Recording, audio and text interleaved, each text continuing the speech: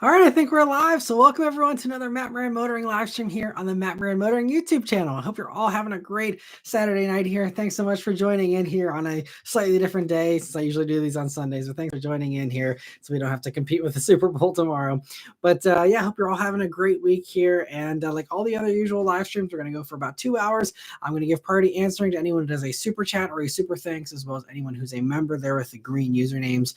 They will get priority answering. If you would also like priority answering, there's always a link in the description to join and get that priority answering as well. But anyway, I see we already have a few people that have joined in. Thanks for joining in, Kyle, Vishal, and Jewel and Ace. Hope you're all doing well.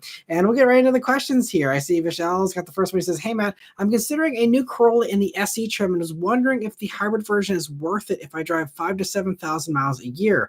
Hybrid seems more beneficial if driving 10K plus per year." For that, it'll come down to the type of driving that you're doing, as far as whether it's a lot of highway or if it's city where, a hybrid would be more beneficial. And then once the kind of driving you'll be doing, then, just with the fuel economy estimates, just, break out a calculator and crunch the numbers as far as the price premium you would have to pay for the hybrid over a regular SE and what the regular, fuel economy is and what the hybrid is.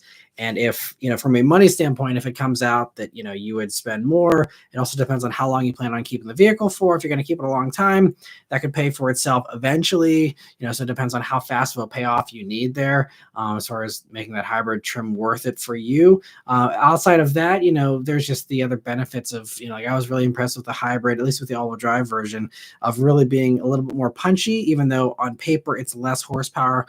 That regular gas motor is kind of a little bit dead in the lower RPMs. The hybrid version kind of fixes that, dead gap you have in those lower RPMs. So I think around town, I actually prefer the hybrid over the regular gas one, and I think it feels punchier. And then, also it just comes down to some people just like driving a hybrid, and even if it financially doesn't work out, it's something that some people just enjoy, for other reasons as well. So that stuff could play a factor, but as far as the money thing, it's just going to come down to a calculation. So anyway, I see we have some other people who have joined in here. And Ludicrous Fool says, "You're doing this tonight instead of tomorrow." Yeah, just doing it instead of tomorrow, so we're not competing with the Super Bowl. Thanks for joining in. Also, Hugo, Triton Car Guy, Luke, Esavana, Joe, Dom, and Caleb, and all the others here. Thanks so much for joining in, everyone. And Luke says, "Matt, I think GM should use the 1.5 Turbo 4 for the Encore GX and use the 1.3 for the Invista to make it a bit more powerful than the Trax." Yeah, I think with Buick, though, they've always been pretty content to just use carryover motors for the most part. I mean, there's a few exceptions, like you get the 2-liter in the Envision, is I believe the one that's an Equinox, but you get the 2.0 versus the 1.5 in the Equinox. There is some history there of them doing engine upgrades, but I think, I don't know, personally, I think with the Invista, they played it right to keep the price really cheap, because I think, you give people that aura of luxury, in a way. Again, Buick's not super luxurious by any means, but, a little bit of an upgrade, but it's still such a low price point. I think Invistas are going to be really popular. I'm seeing tons of Trax already. And I mean, if that's already super popular, I feel like the Invista could be just as popular, if not even possibly more so. But I mean, I see at least one Trax a day every time I go out driving. I have brand new Trax, and I love they're in such great colors. I've been seeing yellow ones and the bright blue and red, and seeing color is really exciting as well. So I'm glad that people are really enjoying the Trax, and I think that really sends a powerful message of, people are interested in new cars if they can afford them. And it's, in my opinion, one of the best values in America right now for great, just simple transportation with tons of space still. It's actually a really nice little package. So I'm glad to see other people are recognizing that and actually going out and buying them too. Let me see. Dom says, "Hey, Matt, hope you and the fam are having a good weekend. We had a great weekend here so far. Had a fun day today, and hope you're having a good one too, Dom." Caleb says, "Do you think the move to EV will bring wagons back, or have SUVs already established dominance in the EV world?" Well, kind of like I mentioned, I think it was last week or the week before, how, one of the trends I can see coming back is lower vehicles, just because that helps with aerodynamics, and that's going to give you better range. If range is king, especially, these days where the batteries aren't, the best. But I feel like as battery tech evolves, which is going to happen really fast, I think that advantage might get less important, because if these batteries were all going to be 600-mile ranges in a few years, then is the aerodynamics that important? And I think people's love of SUVs is stronger than their love of getting an extra 10 miles of range out of something, or 15 or 20 miles even. So I think yeah, SUVs for now have established their dominance enough that I feel like wagons still have an uphill battle. Sedans, I think, might have a little bit more appeal, but I think they have a little bit more of a cool factor than a wagon for the average person. And so I feel like it's going to be an uphill battle. I'd love to see wagons come back, but yeah, I just think it's going to be tough with the EV love for sure. But Hugo says, "Hey Matt, do you think Stellantis is killing the Dodge brand completely? Like potentially no more Dodge cars?" No, definitely not. So whenever Stellantis took over from FCA, they gave every brand 10 years to figure themselves out, sink or swim. And if those next 10 years, if they can't make it happen for their brand and Stellantis doesn't like where they're sitting at that point in time, then they will get the axe. So that goes for even Chrysler, who currently has one vehicle, the Pacifica. Dodge at least has two with the Hornet and the Durango here, and Charger is inbound. So yeah, I mean, they definitely have a bunch of stuff coming here. So, we'll see, obviously beyond the Charger 2-door, there's probably going to be a Charger 4-door as well. And then, if they do other stuff, we'll have to see, but I mean, Dodge has existed on a 4-car lineup for, over a decade here now, pretty much. And I think they can continue to do that. And again, they're still in a much better place than Chrysler, in my opinion, who, they also are, going to have more stuff coming down the road. But in the meantime, like, they literally have the Pacifica and that's it. It's crazy. And SF says, "I was just thinking about whether there are even any EV wagons and I couldn't recall." Well, I just talked about in the weekly update this past week that BMW in Europe has the i5 now in a wagon. They just announced this week. But other than that, there is the ID7 wagon also in Europe, or a shooting brake version that I know they showed a concept. I think they already showed the production version as well, if I remember correctly. But there's that. And then, like the Taycan Cross Turismo is also a wagon of, I guess they would like to maybe consider it a crossover, but it's, what is it, like a 10 millimeters higher than a regular Taycan or something. It's just a wagon, So there's that too. And there might be one or two others that I'm forgetting, but not a lot for sure. And two says, "Let's start the basement Super Bowl party." You can go for it too. You can have all the fun you can have in a basement. And yeah, I'll toss some chicken wings down tomorrow. But Truck and Cargo says, "I will say that even if it is their own current production car, the Pacifica and Voyager are actually quite nice." Yeah, Pacifica is great. This is kind of an unpopular opinion because I feel like a lot of people don't love the Pacifica compared to the other minivans. But I think if I were actually going for a minivan myself, Pacifica is actually probably what I would go with. Because Sienna, just with that new hybrid thing, it's just underpowered in my opinion. And anytime you want to go anywhere, it has to make a giant racket because that little 4-cylinder is just, beating its heart out trying to, get you to go anywhere. And then, I mean, that was with like 2 or 3 people in the car. Imagine you got a full family of 7 or whatever in that with, 240 horsepower. Like, I don't know. So Sienna's like not super exciting to me. Odyssey is just old, so that's less exciting. Pacifica is not super new either, but at least Pacifica's got the new infotainment system, fresher styling, and then the fact you can get the plug-in hybrid thing, which is amazing that no one else has bothered to follow them. And Chrysler's the first one to do a plug-in hybrid minivan. But I think that would actually be the way that I would go, or just the V6 with the all-wheel drive that also no one offers anymore. And that Pentastar V6 is pretty bulletproof too. So I feel like I mean, I really like the Pacificas. I reviewed one a few years ago, was really impressed with it for what it is. And yeah, I totally agree.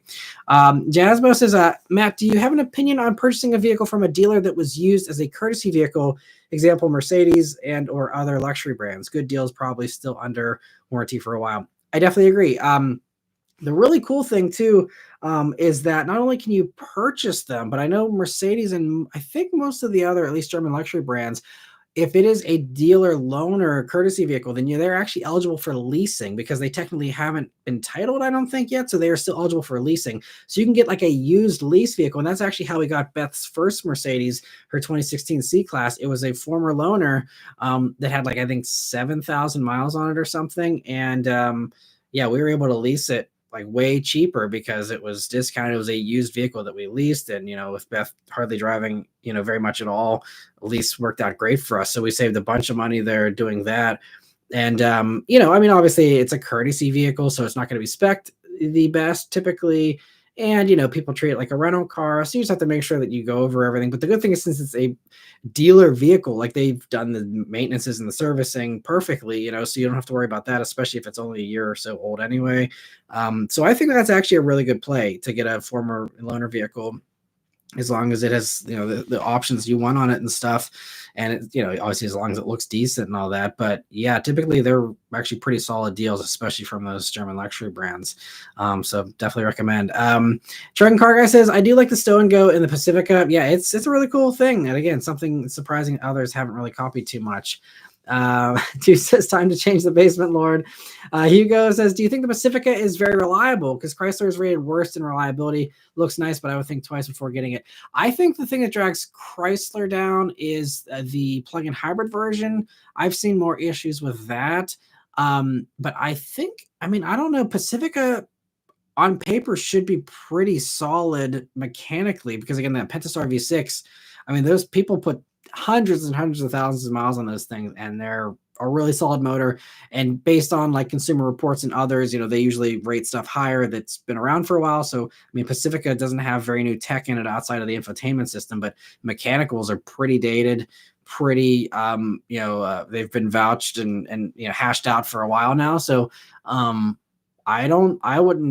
wouldn't have any reservations about a Pacifica, especially the regular V6 version. Maybe the plug-in hybrid, again, if there's been some issues with the glitchiness of that, possibly. But if you're going for a regular plain old V6 Pacifica, I wouldn't. I mean, maybe infotainment system you'd have some glitches with, and that also drags down a lot of the reliability ratings these days, which I don't love that that's lumped together with other reliability, because reliability to me is like, is the car going to get you where you need to go? Is it going to leave you stranded? That's reliability to me. But these days it's like, oh, my Bluetooth isn't reliable, so the reliability of the car is bad. And Consumer Reports is like, yep, it's an unreliable car. But they don't differentiate, are people complaining about Bluetooth connections, or are they complaining about being stranded on the side of the road? And that's a really important differentiation you need to make, I think. So yeah, I don't know if there's some of that going on as far as why the Pacifica is getting knocked, because I could see Connect 5 having issues, but the mechanicals should be solid for sure. And 2 says, there's a dark secret here in the basement, and it's not that Kyle doesn't cheat on Raid Shadow Legends. The presenter known as Matt is not really Matt Moran. He's Super Dirks fan. Let me see. 2 also says, some say when you put E85 in his vape, he becomes more presentable, and he calms down by taking acceleration tests. All we know is he's Super Dirks fan. No, Matt Moran is really Mattis Moran, aka Queen Beth. We're all just captured here in her content basements making YouTube videos. There you go. Yes, and also speaking of Beth, sorry she can't join again tonight, but she will join again soon. She says hello as well. And Hugo says, also Blazer EV is getting horrible reviews. Are you going to review one soon? I reviewed the Blazer on the launch event, which happened at the end of last year. So definitely check out that video. Not too many people did check it out because it's got terrible views. But thankfully the ones that we drove were fine. That was before the stop sale, and the infotainment in ours was totally fine. So glad that it was good, but yeah, now seeing these ones that are out in the wild having all these issues is unfortunate. I told Chevy I want to have a follow-up video and try out the infotainment system of not having CarPlay. They swear that it's fine or it's better without CarPlay. I want to really spend some time with it and put that to the test. My first initial impression was that no, it's not as good as CarPlay. But I definitely want to spend a week with one, but I think they're not loaning them out until they get this stop sale stuff figured out. Didier, thank you so much for the super chat. He says, I'm thinking of getting a base S550 GT500 or a ZL1 1LE with a 6-speed. What do you think, Matt? Thanks. And thank you for the super chat and the question. So between those two, I mean, obviously it's going to come down to how much do you want the manual, because obviously if you're not comparing automatic Camaro to automatic Mustang, I would say it's kind of a tough comparison. If you are someone who really loves the manual, then obviously Camaro wins by default. But if you're flexible on that, the dual clutch in the GT500 is fantastic. It's super fast, super smooth. It's really well done for like what is essentially a first effort from a good dual clutch, motorsports dual clutch in, a Ford. So, and as much as I love manuals, if I really wanted a GT500, like in that level of power and stuff, I would happily own it because it's a great car to manually shift around all the time, even if you want to, because it's that good and that snappy. So, that's really just a personal preference thing as far as, as far as the transmission part goes. As far as the car itself, with GT500, they really, I think, brought the game to Camaro a little bit better. And in all fairness, I haven't tracked a ZL1 or the 1LE version. So I can't, and I did track the GT500. I can say the GT500 is very impressive on track. And, but what I know about Camaro, I think it's also very, very impressive as well. Thanks for the other super chat. He says, I already have a GT350R. Thank you for your 20th super chat as well. I really appreciate it. So if you're going to keep the GT350R, then I would say the GT500 could be a nice complement because you have two different types of power delivery there with the supercharger versus the NA. You have the manual if you want it. Now, if you're swapping and you're getting rid of your GT350, that makes it a little bit tougher. But if you are keeping the GT350, then I would say GT500 could give you a nice different flavor for when you don't feel like shifting yourself, or you just want something a little more savage there with the supercharger. ZL1 1LE is great, and I will say that I think it's still, again, without having tracked it, just that platform is better than the S550 platform or S650 for that matter. So if you're going to track it, if you're going to really push the car, I mean, GT500 still could take a beating and then some, but I think I would probably have slightly more confidence in a ZL1 1LE most likely. But then you have the better visibility of the GT500, the better livability of, just having a little bit of a bigger back seat. I don't know how much you care about that kind of stuff, but, and I'm not the best person to ask because I am slightly Mustang biased, even though I think the Camaro is better in most ways. I would probably go GT500. You can't really go wrong either way, though. They're both fantastic. I would strongly recommend, if you have any opportunity to test drive one or even go for a ride in one, if there's a fellow owner that would even give you a ride in one or something, just to give you an idea, if you've never experienced either of those cars, that could help inform your decision a little bit. Yeah, if you're going to keep the 350, then I would say 500 would be a nice kind of complement in a way. And you got the both experiences there. So hopefully that helps you a little bit. And thank you very much for the super chat. And if you have any follow-up questions, I'll try and keep an eye out for those as well in the comments here. Let me see, getting back to the member questions. Truck and Car Guy says that Pentastar 3.6 is a motor they use all over Chrysler and Dodge cars. I'm sure they've worked out the kinks by now. Yeah, like I said, it's been in those other cars for a long time. Definitely has had the kinks worked out. Spy Harpy says Land Cruiser and 4-cylinder don't go together. In my opinion, engine would be overstressed and wear out. What is this? The little engine that could? Yeah, that's funny. I think, I'm not sure if we have all the details yet on which 4-cylinder exactly they're using in the Land Cruiser. We know it's the 2.4, but I don't know if it's the 2.4 from the Tacoma or if it's just the regular passenger car 2.4, because they did tell us on the Tacoma launch event, like we were there with the guy who built the engine and engineered it, and he was like, this motor is not the regular 2.4. I think it shares some basic components, but it is heavily overbuilt over a regular 2.4 you're going to see in a Highlander or something like that. And so that motor, I mean, they said they not only tested it in the Tacoma for regular consumer duty, but also for commercial duty usage, which is a much higher level of engineering. So they really over-engineered the Tacoma motor. And so, again, and this is Toyota we're talking about, I have confidence that they understand that people expect top-notch reliability out of them. And obviously they had a few little missteps with the Tundra, but I think most of that stuff's been mostly worked out. I think if I'm going to give a company the benefit of the doubt with reliability, I'll give it to Toyota. Not because I'm a Toyota shill, I beat you to it too, but no, just because they're known for that and they know people expect that out of them. So I think they wouldn't put an overstressed motor into the car if they thought that it was going to mean that it wouldn't have legendary reliability anymore. So I have faith in them. Time will tell, and it's going to take a long time to tell, if it truly measures up to the old motors and stuff. But I think that they've gone the extra mile with that Tacoma motor, and if that's the one they use in the Land Cruiser, then I have every expectation the Land Cruiser will be just as reliable as a Tacoma, which I'm expecting to be very good even with this new motor setup. So we'll see though, and I could be completely wrong, and maybe it'll be a complete, piece of junk. We'll see. But I'd like to have hope that they've done a really good job on it. And Jay says, "Hey Matt, hope you and your family are doing great. Always great to see you. Thanks for joining in, Jay. I really appreciate it." Yavinder says, "Hey Matt, just joining in. Thanks for joining in, Yavinder, and hope everyone's doing well. Hope everyone's families are doing well, and everyone's having a good weekend here." Caleb says, "Is Equinox EV ever going to happen? Website says early 2024, but no configurators available." Yeah, I think that got pushed back. A bunch of GM products got delayed, and I think now, especially with Blazer's teething issues, I think it got delayed even further.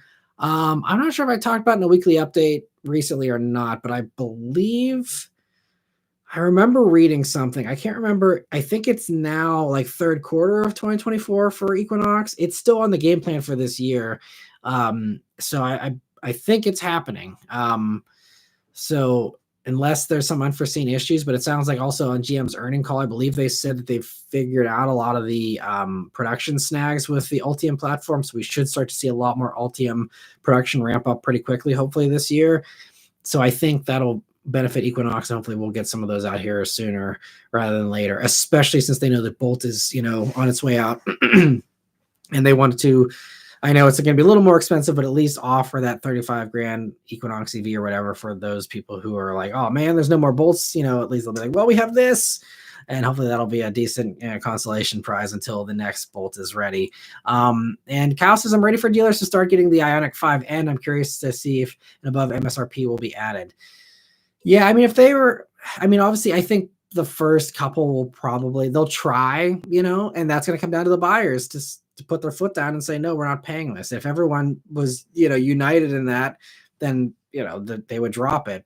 At least you would hope they would drop it. I guess Nissan dealers are proving that that's not the case because they're holding on to their markups on Zs, even though no one's buying them. But yeah, I'm excited for Ioniq 5N. I believe they said April for when those are going to start hitting dealers, if I remember correctly.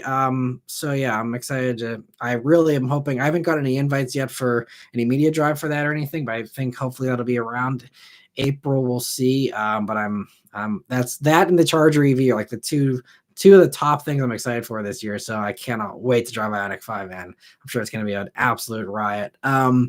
And Jay says, lately I've been longing for a real sports coupe in the BRZ, single exit exhaust, boxer rumble, and rear-wheel drive, paying off the R in a few years, hopefully first. Yeah, well, my thoughts on BRZs. I love them to death and highly recommend for anyone who's into it. And Carlos says, "Hi, Matt. Hope you've had a great week." Thanks, Carlos. Hope you've had a great week too. Thanks for joining in. And let me see. Jay also says, "I'm most likely waiting to really drive a BRZ, by the way. Haven't driven current model gen or previous gen, so hopefully that'll change my mind." Yeah, I mean, and I'm hoping there's enough stock, here this year to get into one. And also one good thing is there's now some used stock out there. And usually with used vehicles, dealers are a little less picky about who test drives them and stuff.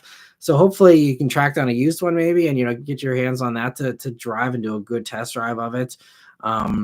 And yeah, be curious to hear what you think if you do take one in for a spin there, because obviously, again, I'm biased, but I really love it, and I think it's really, they fixed the motor so much with this new gen to really make it punchy, in my opinion. And I just think it's pretty much perfection. And Yavinder says, "Would you take a CT5V or a BMW 540i? I'm really considering either one of them in the future to replace my 17 Accord."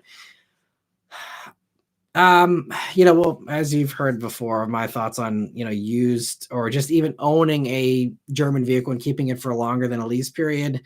If you get an extended warranty, great. But otherwise, I personally would be more confident in the longer term reliability of the Cadillac, which might be a surprise to some people. Mechanically, I think it would be okay. It's just that the Germans over engineer some stuff, and then you have expensive maintenances and all that.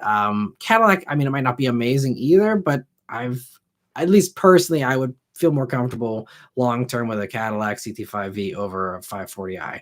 But I mean, both are great. I think also with the CT5, if you've never driven one, it's smaller than a 5 Series. they try and split the difference, with like CT4 kind of playing in the compact thing, but also kind of playing in the subcompact stuff. And the same with CT5, kind of playing in compact, kind of playing in midsize, and it splits the difference size-wise between those two. So if you want like a bigger back seat, the BMW is going to be the way to go. If you want something a little softer, cushier, 540 is going to be the way to go there too.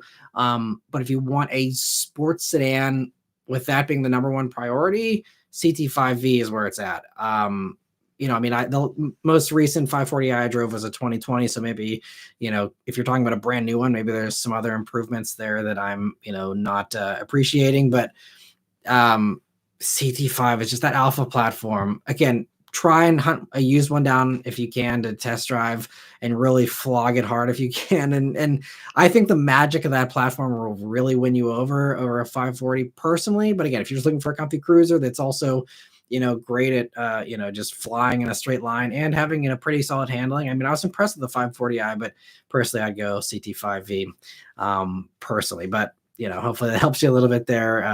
But they're both going to be great cars, but Cadillac for me.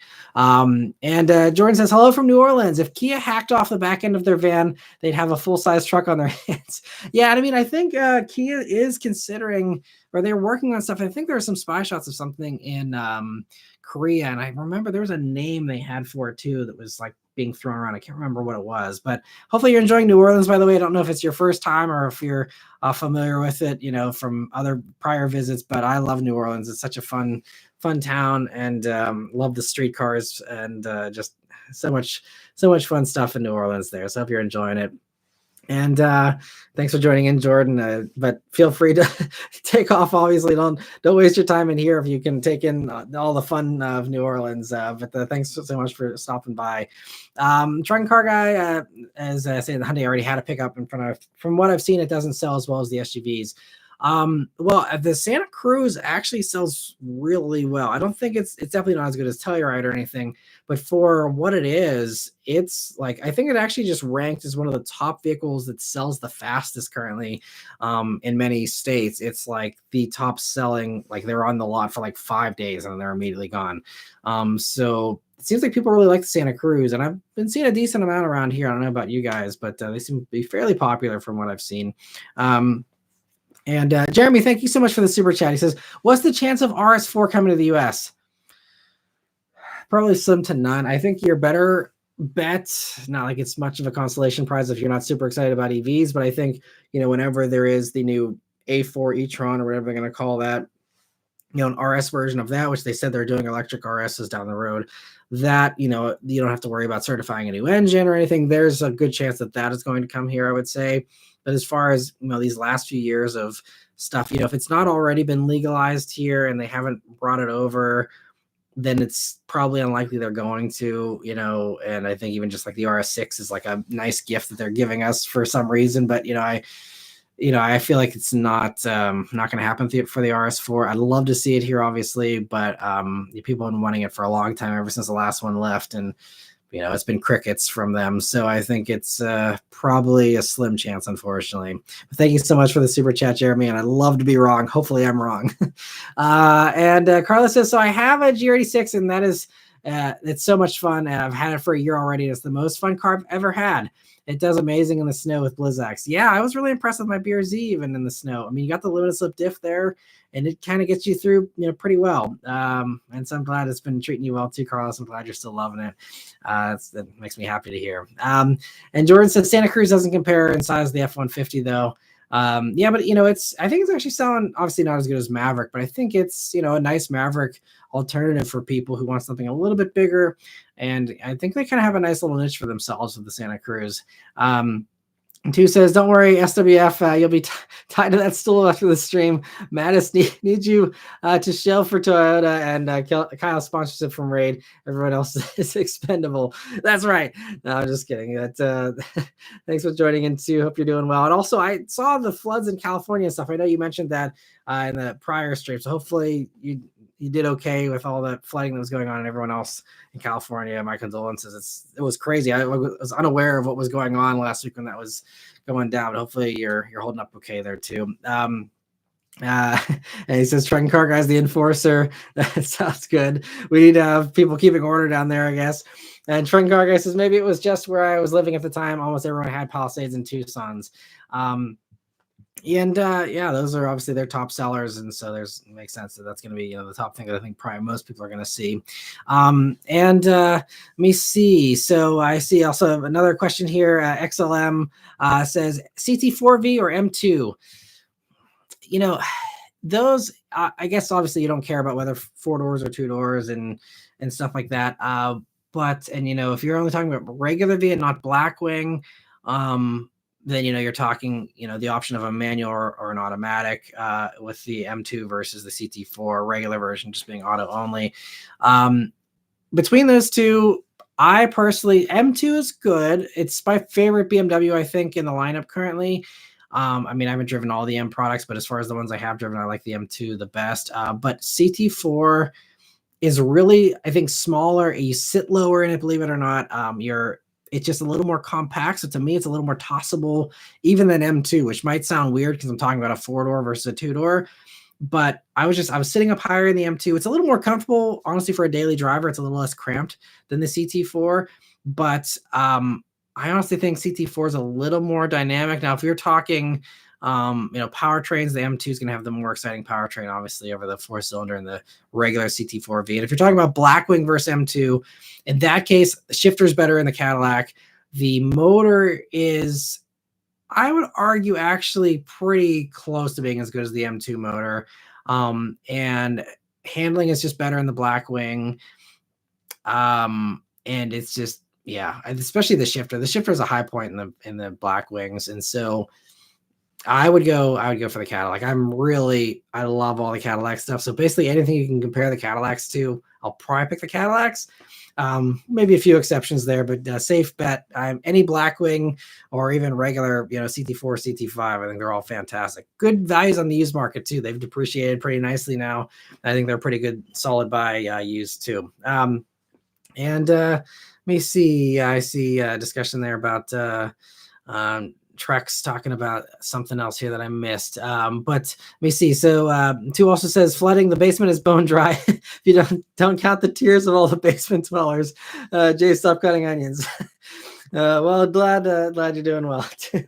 And I'll definitely keep that basement dry for you. Carla says, would you take a Supra or a GR Corolla? We're comparing apples to oranges here again. If weather isn't a consideration and 4 doors isn't a consideration, Supra is more exciting to me just because I prefer rear wheel drive. So if you're asking again what I would take with my personal biases and preferences, I'd take Supra. It's just the more engaging car because of the rear wheel drive and the short wheelbase and all that. But if you need the best all arounder, obviously the Corolla is going to be the way to go. But if there's no consideration for anyone but just like you as the driver and always sunny, beautiful roads everywhere you go, Supra would be my pick. Let me see. And I see Vic's also asking any recommendations for CT4V Blackwing Winters. Tire Rack's going to have all the options for you there. I've liked Blizzaks in the past. I also really like the Dunlop Winter Sport M3s. I ran those on my BRZ way back when. They might have a new version now.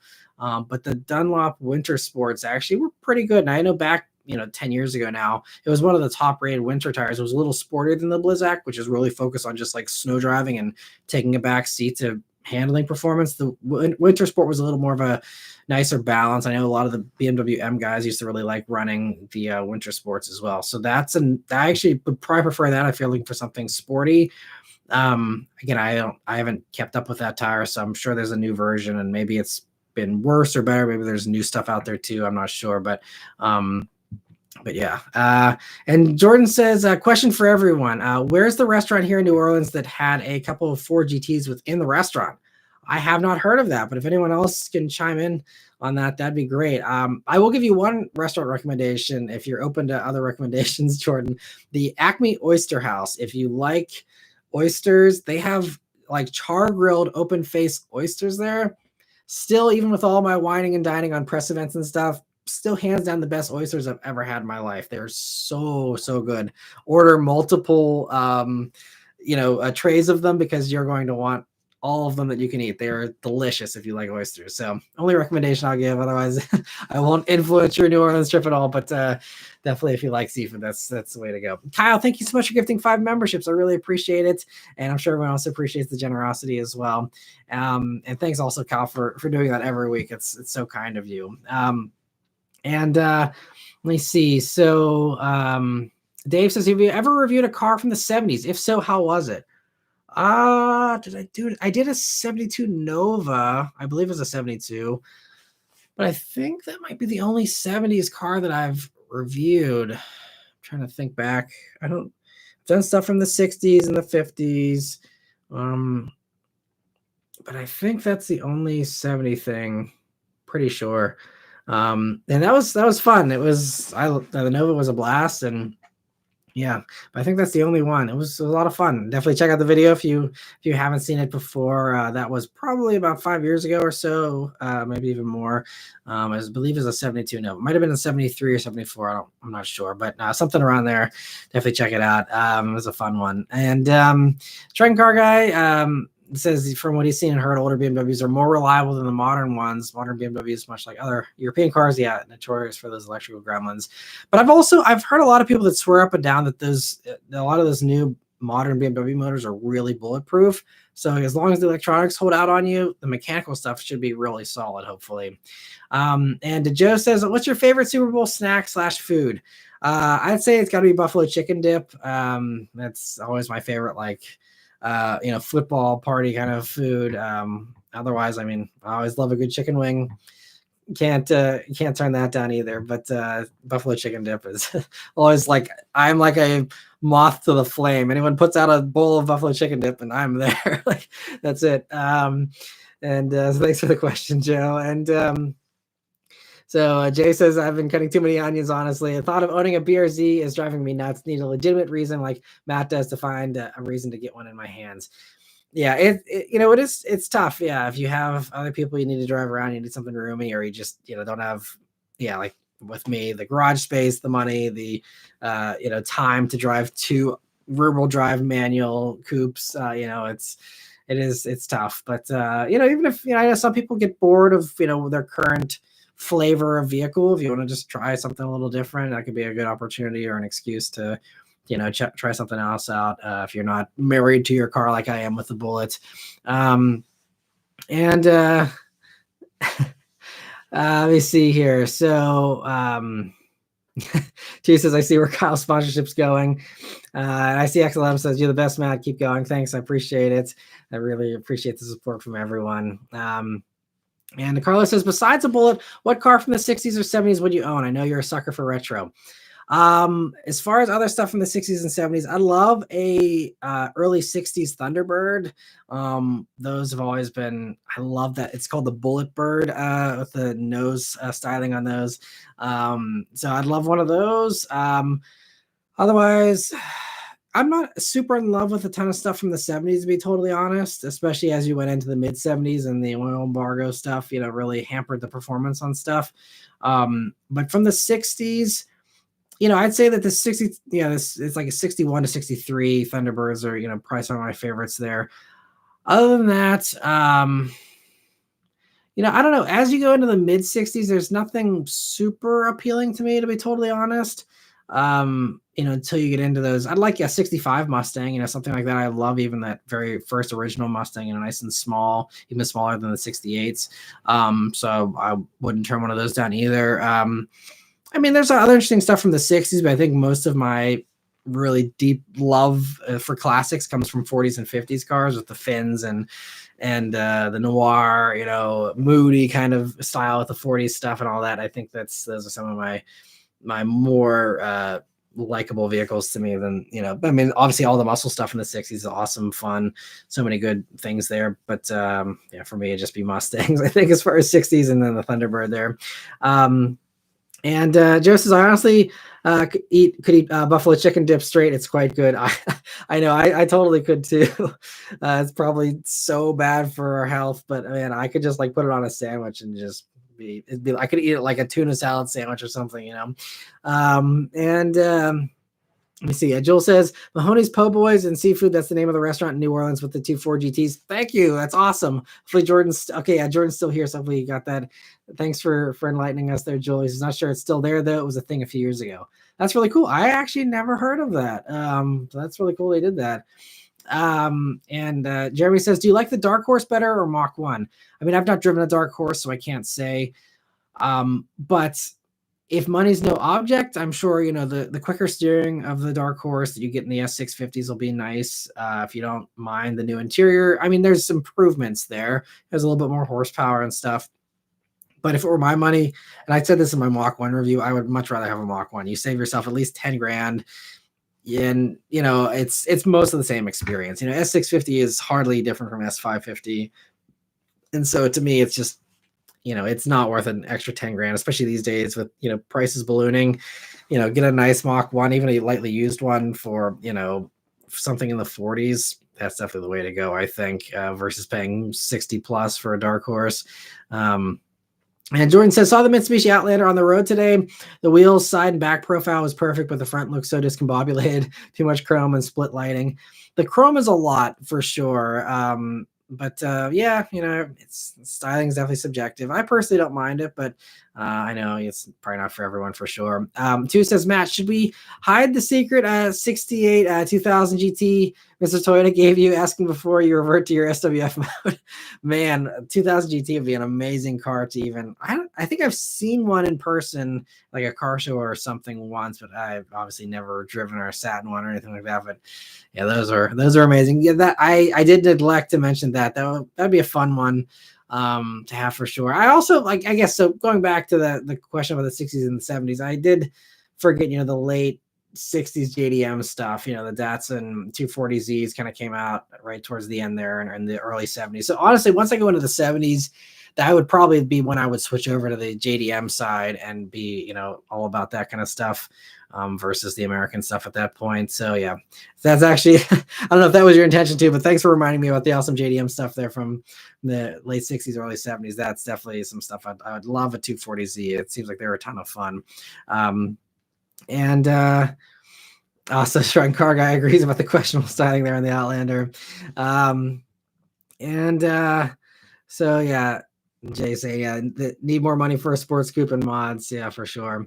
And let me see. Patricia says, I can't find a single shop around me to paint a 99 Miata. Do you think the disappearance of resprays has something to do with the popularity of wraps? Definitely. I think that is a huge shift that we've seen. I think a lot of people just don't want to pay for repaints. That used to be the only option. So it was kind of, they have the market to themselves. And now, most people just do, when they want a color change, they're just going to wrap it, and it's also better for resale value, especially if you buy it in a, more ordinary color. If you want to flip it, instead of trying to unload a, purple car or something, you just pull the wrap off and you have your nice, ordinary white car or whatever underneath, and then you're set. So I think that is really the reason why. But I would say if you can't find any paint shops, I mean, if you can just find a good body shops are still forced to paint a car, so they are actually going to be the best people. I know the best place to get a car painted that I know of personally in Pittsburgh is just a really good body shop. That's actually where I've gotten my cars fixed in the past whenever the Mustangs have had all the chaos that happened to them. So, I mean, maybe there's not a good body shop near you. But the thing is, especially if you're doing a respray, you want to make sure it's done well. So, expand your search radius, drive on a road trip, even if you have to find a good shop to do a good respray. I think that would be the way to go. And I mean, I agree too, because, I think with paint, it's a little more forgiving than a wrap. Wraps can get chipped up pretty easily. And I guess you can put expel over a wrap or something like that. But I would just rather repaint it instead of, wrapping or something like that. So, I mean, I'm with you there. And I'd rather have a car resprayed personally versus a wrap, if I'm going to keep it for a long time or keep it forever, because paint still is going to wear better than a wrap. It will, so hopefully that helps you a little bit, but yeah, I would just expand that search radius, drive as far as you need to get a good paint shop. And if you're anywhere remotely near Pittsburgh, Steel Auto Body is the place that I have used in the past for my Mustangs. They do fantastic work. All the people that are really OCD about their car's appearance, like they go there, and it's really top notch. If you happen to be anywhere near Pittsburgh or willing to make the drive there, I recommend them for sure. And Jay says JDM for the win, but I do love the '69 Mustang, especially spec'd out like Mr. John Wick's. That definitely very cool with that one. I also like even the '72 Mach 1. I think that was in. Is that in Diamonds Are Forever, I believe, James Bond movie? That was another cool one for sure. Going up on two wheels, driving through Vegas and stuff.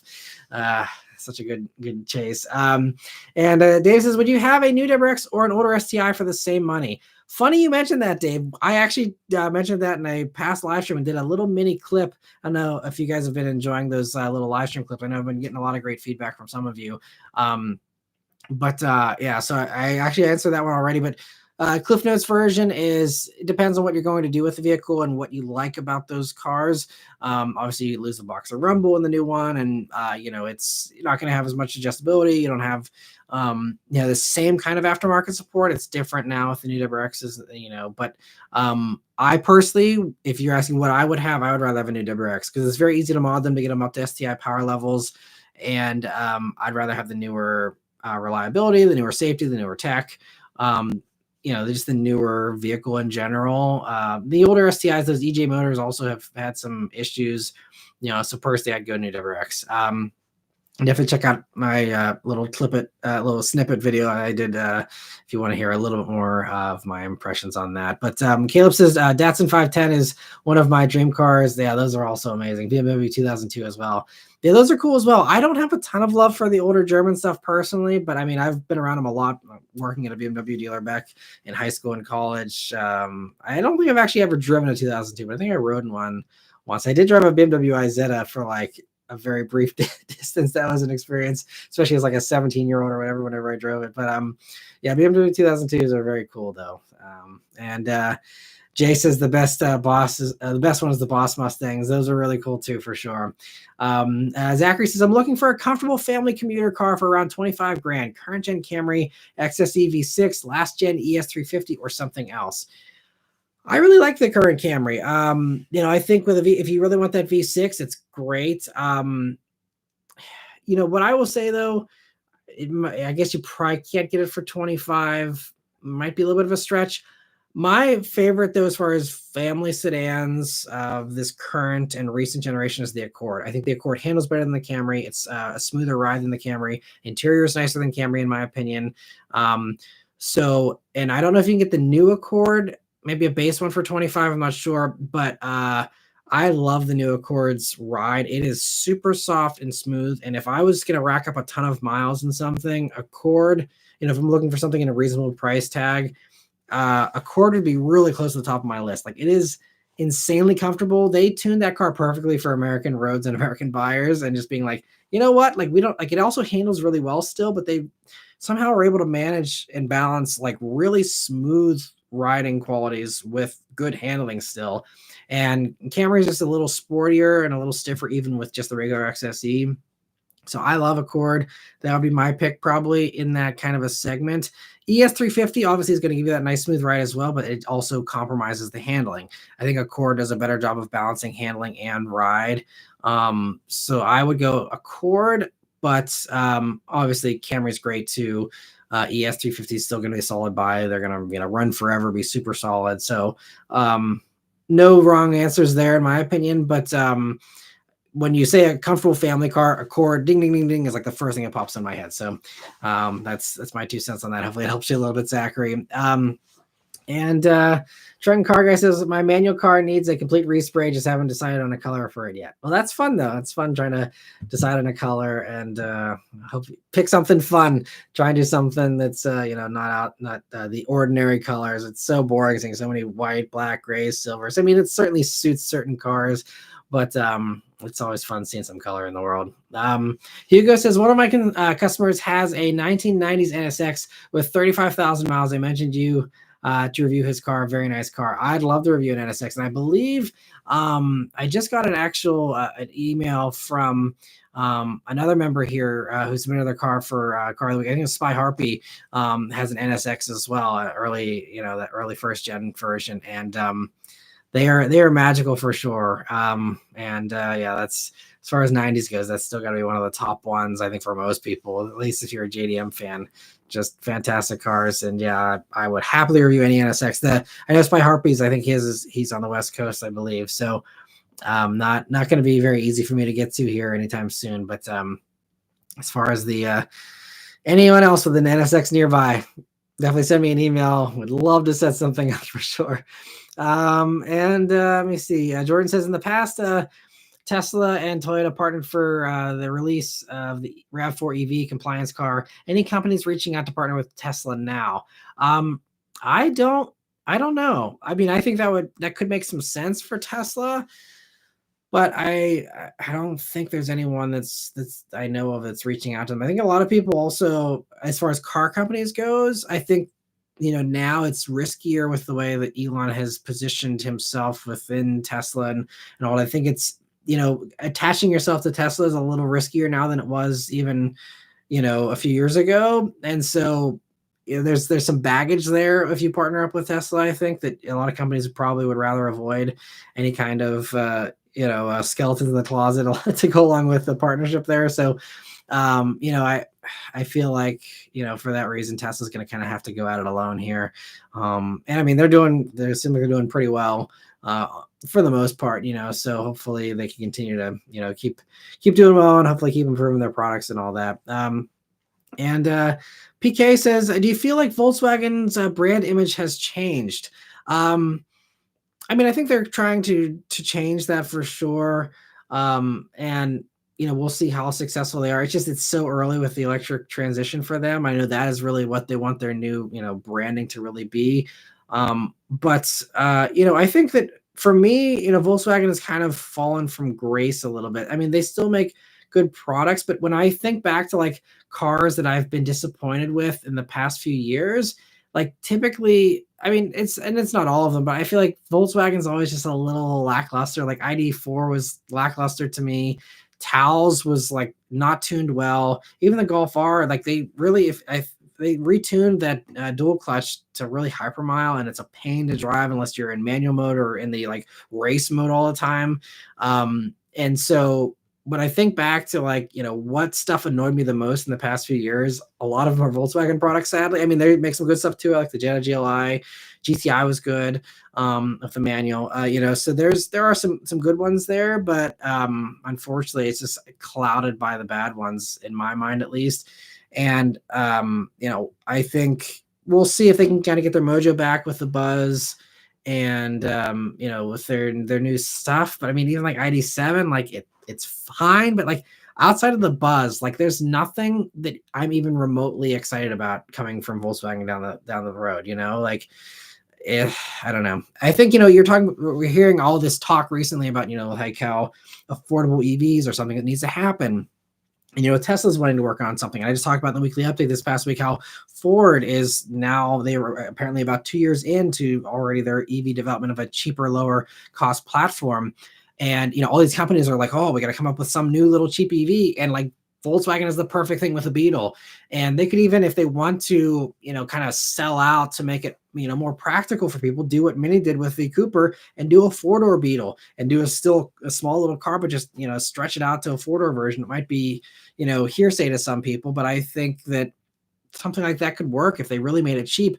Volkswagen had the people's car, and if you want to have a people's car for this new generation of vehicles coming down the road, hello, Beetle is perfect. We even saw there is the ID Dune concept, I believe is what it was, where they did an electric Dune buggy Beetle basically. And like, that could have been so easy to convert into a non-Dune version and do a Dune version. But, I think that could have been an amazing little thing. Make it cheap and, just try. Just like how Fiat's trying with the 500e and, others like that. I think, I feel like that's like Volkswagen. I know they said like they're tired of doing retro stuff while still doing the ID Buzz, which seemed like kind of, an odd thing to say for someone that's coming back with an old retro product. But, I just feel like it's just like a perfect setup, and it's just strange that they're trying to turn their back on the car that literally like made them who they are today.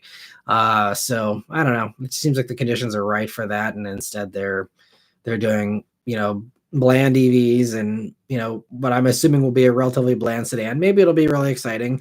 But the Passat went away. That was kind of a bummer in my opinion. I don't know. I don't have good feelings about Volkswagen currently. Audi does great stuff. Porsche does great stuff. Volkswagen Group is really rocking it in a lot of other ways, but the Volkswagen brand itself, to me, is just, the brand image is tarnished. They're not very reliable, it seems, anymore. I just don't have a lot of great love for Volkswagen, unfortunately. And Joel says, Matt, do you think ADAS are making cars safer or not? I'm asking because I saw a truck on the shoulder and attempted to give them space only to have the steering wheel yanked back to stay in my lane. So most cars, they should defer to what the driver wants to do, and you should be able to override that stuff in an emergency situation like that typically. I think what I've seen from the insurance data and stuff is that, yes, these safety systems are working as far as at least the basic stuff, primarily the automatic emergency braking. I think that has really, there's been a lot less people getting rear-ended as a result of that technology, or at least the accidents have been less severe. And so I think that's been a net win, even though, yes, car prices have gone up, and yes, insurance rates have also gone up, because when you do hit into that stuff, those sensors are the first things that break, and they're very expensive to fix and replace. So, but yeah, I think from what I saw the last time I looked at the data, it seems like at least the automatic emergency braking is working. The other stuff, I think, is newer stuff, so it's harder to say because there's not a huge sample size just yet. But I think most of that stuff should defer to letting the driver do its own thing. Now, if it's not letting you go out of your lane or something, I haven't experienced a car that's that aggressive yet, but if you've experienced that in another car yourself, I mean, that would definitely be on the side of, yes, this is not safe. And I am a little sketched out by some of these cars that have the new offerings for new emergency evasive steering assist, where it will like steer out of the way of something for you. Cause like some of these systems still get a little fooled by stuff sometimes. And I'm not sure I love the idea of the car taking matters into its own hands and swerving if it thinks it needs to. Thankfully, I've never had a system do that on me at all, and certainly not, in any unwarranted fashion. So I'm hoping that the tech has advanced to the point now where that kind of stuff's not going to happen. But I know, in the first few years of automatic emergency braking, there was people having like full ABS stops on the highway, and they're like, what is going on? There's nothing in front of me.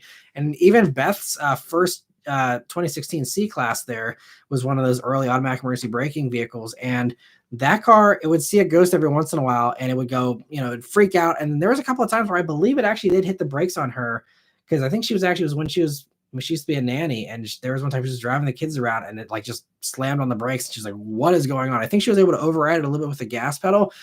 But and there's been some issues. I know like Acura's system in their early RDXs that had that stuff.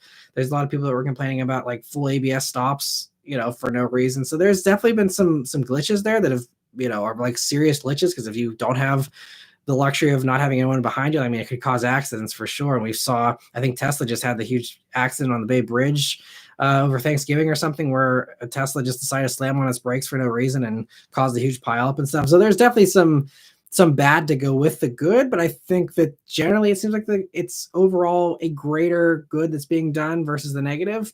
I could be wrong, and we will see how the data continues to come in over the years. Obviously, autopilot's had some of its own glitches and issues that have been pretty tragic in a lot of ways. So there's, not all systems are created equal, but I believe from what I've seen on most of the mainstream manufacturers, it is doing more good than harm. But that could change, or maybe there's other data that points in the other direction. But from what I've seen, it is doing a good job mostly. Let me see here. I lost my place for some reason here. Okay, so Spy Harper said, I had my 92 red NSX reviewed by an NSX owner and YouTuber. Zy Green has yet to be posted, but I look forward to seeing his review. Awesome. I'll have to check it out. Thanks for letting us know. And Linda says, just checking in. I'm looking forward to the Super Bowl. I would just go with a Mustang, but not the dark horse. Truthfully, if the Bullet was auto, that would be my choice.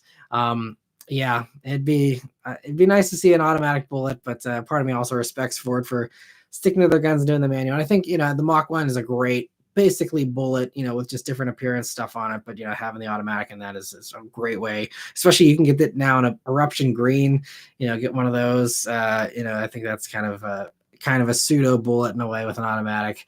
Spy Harpy says, Zy Green does lots of head-to-head sports car reviews. Was happy to loan him my car to do a good review. That's awesome. I've never heard of them. So I'll have to check that out. I respect anyone that can wrangle the cars together to do head-to-head stuff. I know people request comparison videos and head-to-head things from me all the time, and it is just like a logistical nightmare. And for me, like it's basically impossible to do, to get everyone's schedules aligned and to get everything worked out, and then have everyone be close. I guess maybe if you're in, California, places like that where there's more car culture, it might be a little bit easier to wrangle all those kind of cars together. But yeah, it's something I would like to do it, but it's just such a massive undertaking that it's just something it's not feasible for me to do, unfortunately. But glad to hear that they're able to do it for sure. And Two says, they say if you say head gasket leak, he'll start reverting back to SWF. Matt just randomly does karate chops the next 2 minutes. And then he says you should never put cars and bids together. That's correct. Instead, I think you should bring a trailer. But anyway, PK says, agree. I used to think Volkswagen was for quality. Now I think budget car and bad interior quality. I agree.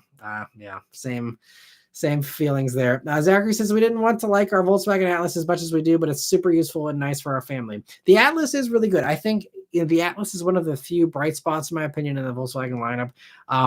Now, I don't personally think it's not my favorite three-row crossover in the segment, but it is a solid vehicle, and especially its unique function of having the seat be able to tilt forward while also having a car seat in place is really handy, and it's not a common thing with the others, and so that's a nice touch if that's something that comes in handy for you.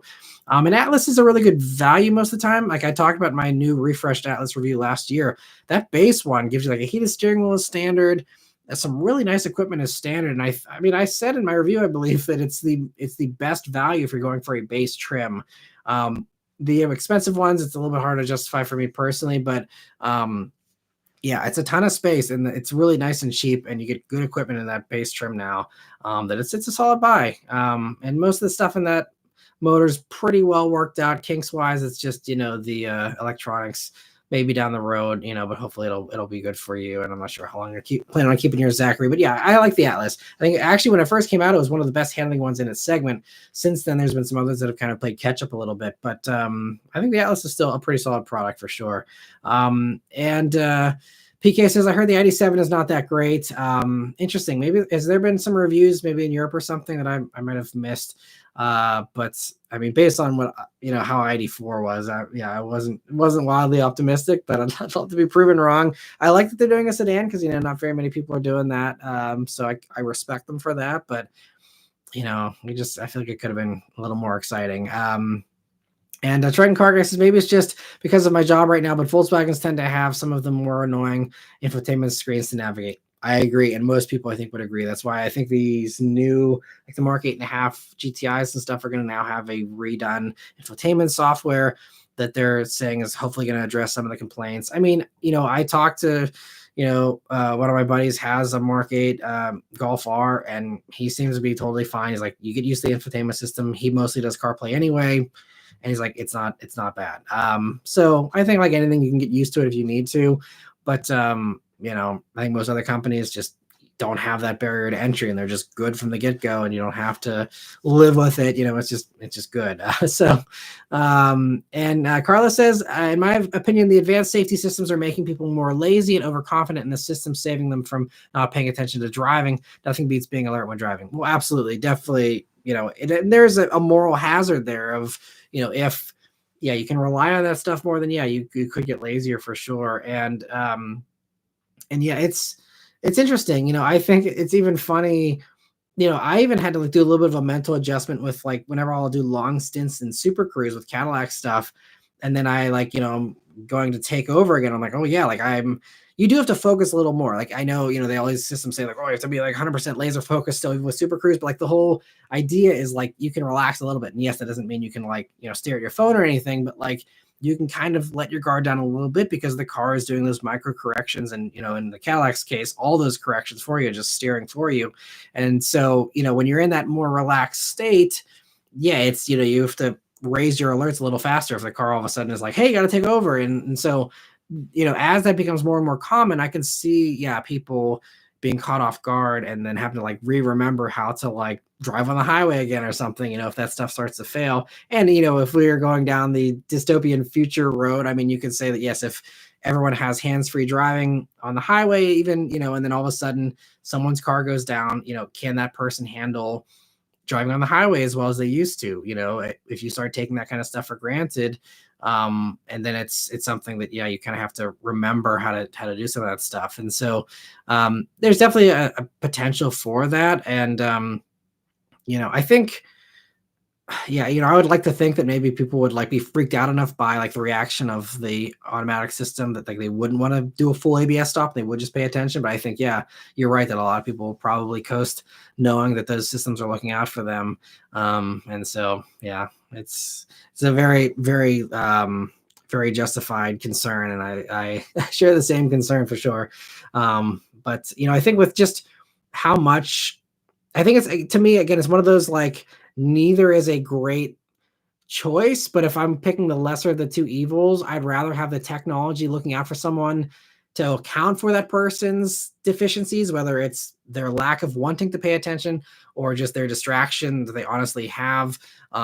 Just because so many people are just not interested in driving anymore. They want to stare at their phone. They want to, do whatever they want to do. And so I think that unfortunately, I think the safety systems are a pessimistic solution. It's just like, okay, well, we're giving up hope in humanity to do the right thing, so we're going to do the right thing for them, which again could be a very slippery slope. You can expand that to various other things, but I think as far as automatic emergency braking and stuff goes, if people are going to do their makeup in the car anyway, and they're going to eat in the car anyway, and they're going to stare at TikTok while they're driving, then like, if we are just going to give up hope on people actually paying attention anyway, then at least the car is going to stop you from getting rear-ended. And I actually personally, I feel more at peace when I'm being like followed by a car that I know is a newer car that has that stuff.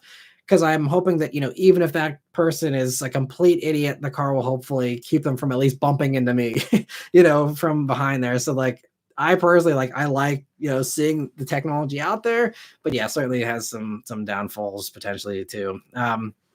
And Tu Chang, thank you so much for the super chat. He says, bring a trailer. I'd rather bring a truck and car guy. Oh, there you go. Yeah, even better. He and I know Luke and a few others are truckers in here, and yeah, that'd be great. If I ever need truck transport, not sure if any of you are open for hire, but have to ask around if any of you want to ship the Bullet someday. If I ever can get the Bullet maybe shipped out west to do a cross country kind of thing. Even if I don't have the time to drive cross country, just ship it to San Francisco and retrace the Bullet route. That'd be fun for sure. And thank you again too for the super chat. And Trent Carguy says, I've had a few cars that have had their safety systems freak out just taking it through a car wash. Yeah, and a lot of cars do have a car wash mode. The Mach-E actually has a car wash mode so that it doesn't like freak out and allows you to actually roll, because a lot of these, especially modern cars and EVs in particular, they don't want to roll. They won't really even do much in a neutral mode a lot of times. And so you got to like put it neutral and do a car wash mode in the Mach-E to actually take it through one of those automated car washes, which we never do. But, they have that for that reason. A lot of cars these days have to have that, because otherwise, yeah, the car is just going to freak out. And Jordan says, everyone have a great time. I'll catch up with you guys next live. Yeah, thanks so much. And thanks for joining in, Jordan. And I hope you have a great time there in New Orleans. Yeah, have some good food for me. I'm very jealous of all the delicious stuff I'm sure you'll be eating. PK says, do you think Audi is falling behind? I used to think of them as a very technology-oriented company. Their current lineup does not reflect that. I think Audi, to me, is in a better position than Volkswagen for sure. And, with Audi, I think they're actually kind of smart to not follow Volkswagen's lead, because as we saw with Volkswagen taking a chance with this new infotainment system, I would hands down rather have the old Audi system, even with the smaller screens, than the new stuff that Volkswagen has. So like, to me, Audi, not being on the cutting edge with their infotainment stuff, for example, I actually think is an advantage to them. And I mean, I even mentioned this in my e-tron GT review, is like, if you don't like all the screen overload in the Taycan, I mean, you have physical controls in the Audi, which, for a super high-tech brand like Audi's branding themselves as, it's a little counterintuitive. But I think that regardless of the marketing angle, just from a people being like, hey, I want knobs and buttons, and the Porsche doesn't have that, but this is the same car basically underneath, and it has a regular screen. It has regular controls. I think that's like, I would actually, I mean, I haven't driven the Taycan yet, but I would probably take the Audi personally. I mean, the RS e-tron GT especially just was mind-blowingly good. Again, Taycan Turbo, I'm sure will be just as impressive, but having all that goodness while still having regular buttons and the Audi infotainment system, to me, might actually, would sway me, I think, possibly.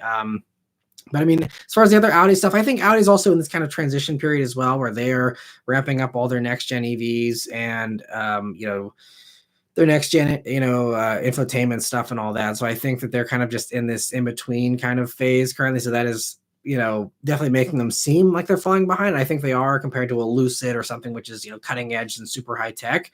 And so I think they might be losing some sales out there to like the Lucids and other vehicles like that. But I think, I think they kind of have an appeal all their own right now. And I think will catch up pretty quick because they got a bunch of money there, and we see what Porsche's already done with their infotainment system, and I think all that stuff will probably trickle down to the Audis here pretty quickly. But it is kind of interesting they have stuck with the old stuff for so long, and it's not what I was expecting from them for sure. And Cam Jam says, "Hi Matt, which would you take, Corolla hatch manual or Civic hatch manual with the 2.0?" That's a great question. So I think between those two, it's going to come down to how much rev hang annoys you and how much space you need. I think those are the main two things. So the Civic hatch is a way bigger hatch than the Corolla. I feel like it's almost double the size of a Corolla hatch in the back there for the cargo space.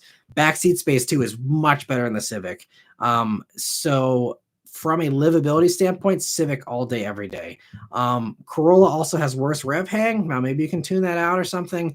Civic hatch also has a little bit, but not as bad in my experience. Because I just, I had a, I mean, I didn't drive the regular 2.0, but I had, the Sport Touring hatch a couple years back, and that was pretty good. Maybe it's worse with the 2.0 naturally aspirated motor. Maybe it's better. I don't know. But if I were buying a hatch, just like in regular, just based model, hatchbacks for those two, I would definitely go Civic. To me, that's a pretty easy decision. It's just some nicer interior. It's newer generation too, so you have some of those advantages too. And again, with that naturally aspirated motor in the Civic, it should be just as reliable, in my opinion, as the Corolla. So I think in that case, easy choice for me, I would go Civic hatch manual. I think that's definitely the better of the two. And I'd love to review a regular Civic hatch manual someday, but haven't had an opportunity to. But if I get a chance, I would love to drive one. Because I mean, I did enjoy the Corolla hatch manual. I did a video on that if you're curious. But I think the Civic hatch would definitely be my choice. Let me see. PK says, for a college kid, what is the best used car on a budget? Great question, PK. This is one I might actually repost here as a little individual clip, because I think it's a really, very common thing people ask. So best used car on a budget. I would say, the best thing you're going to want to do is get them a vehicle that is going to be reliable and safe. And I know people have kind of polar opposite opinions. Some people want to give their kids the cheapest, crappiest thing possible because they'll probably wreck it and ruin it anyway. I'm of the opinion that if, my kid, who I obviously probably care about a lot and, want to protect, I want to get them in the most newest tech, the newest safety possible, and the safest vehicle possible, so that, yes, if they wreck it, it's still just a car. I'd rather have them wrecking something with the newest safety stuff and the newest airbags and the newest stuff versus some old beater that's going to crumple up like a beer can, So, so for me, my recommendation, get them the newest thing you can possibly get them, that is within your budget still. So that would be kind of the play within reason. Like I wouldn't get them a new Mirage, because Mirages are just, even if a brand new one, that's still not going to be a great choice from a safety standpoint. But you want something reliable too, so they're not going to be dragged down, or you dragged down by any kind of maintenance costs or, things breaking.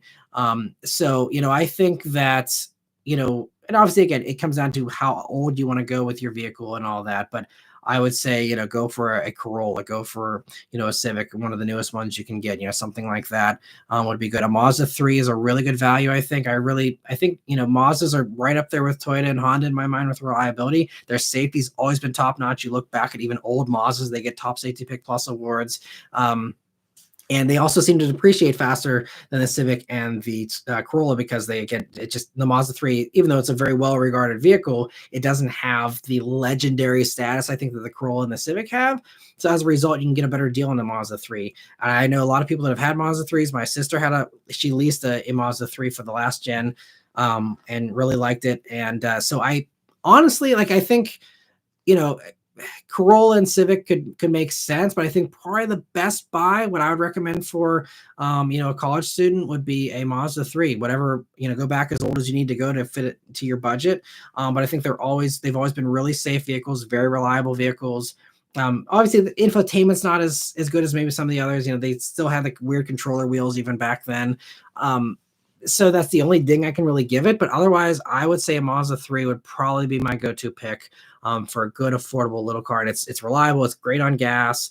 It has enough space to carry your buddies around and stuff. I think that would be probably, top pick. I mean, I could make an argument for other things.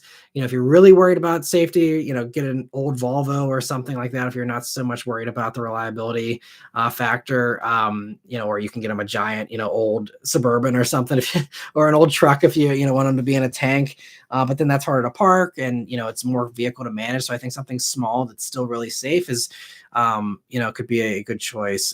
So yeah, Mazda 3 be probably one of my top picks. Hopefully it helps you a little bit, PK, with your question, or anyone else who's curious about that. I think they're really, really a solid buy on the used market typically. And let me see. Two says, good night. Tip your waiters. I'm off. Well, thanks for joining in too. I appreciate it. We're going to go for another 45 minutes here for anyone else who wants to hang out. Truck Car Guy says, funny you should mention that, Matt. I might be looking into car hauling in the near future. Interesting. All right. Well, I will keep you in mind if I'm ever in the position to be able to afford to ship my car. And I'll look you up for that. And also anyone else, if you're looking to ship a car, send a Truck Car Guy a message there. Feel free to plug yourself if you want Truck Car Guy with an email or something. If you want to drum up some interest in here, by all means, go for it. And let me see. Zachary's talking about as far as Trek 800Z says $10,000 used reliable automatic car for my girlfriend. In that case, I also would say Mazda 3 it would be a good choice in my opinion as well. But yeah, Corolla, Civic, like Zachary's saying, Camry, Accord, yeah, all great. I think, yeah, I would say same as Zachary saying, I would stick to Japanese stuff, and then I would stick to just any of those top selling models are going to be probably the best bets. I think the Mazdas are also, something worth considering too. And there, there's a few other outliers that you could probably gamble with. It seems like Fusions are fairly reliable. If you're looking in that kind of a segment. Fiestas though, and Focuses are not. The dual clutches and those are terrible. So avoid the Fords like the plague as far as, they're cheap, sedans from back in the day. But Fusion seems to be pretty solid if you're looking for something that's not Japanese. But otherwise, I wouldn't have a ton of confidence in a super high mileage Sonata or, Kia Optima. I mean, they'd be fine, but just they're not going to measure up to the Hondas and the Toyotas and the Mazdas, in my opinion. So hopefully that helps you, Trek, and thanks for having some patience there with the answer on the question. I'm glad to see that Zachary highlighted that as well.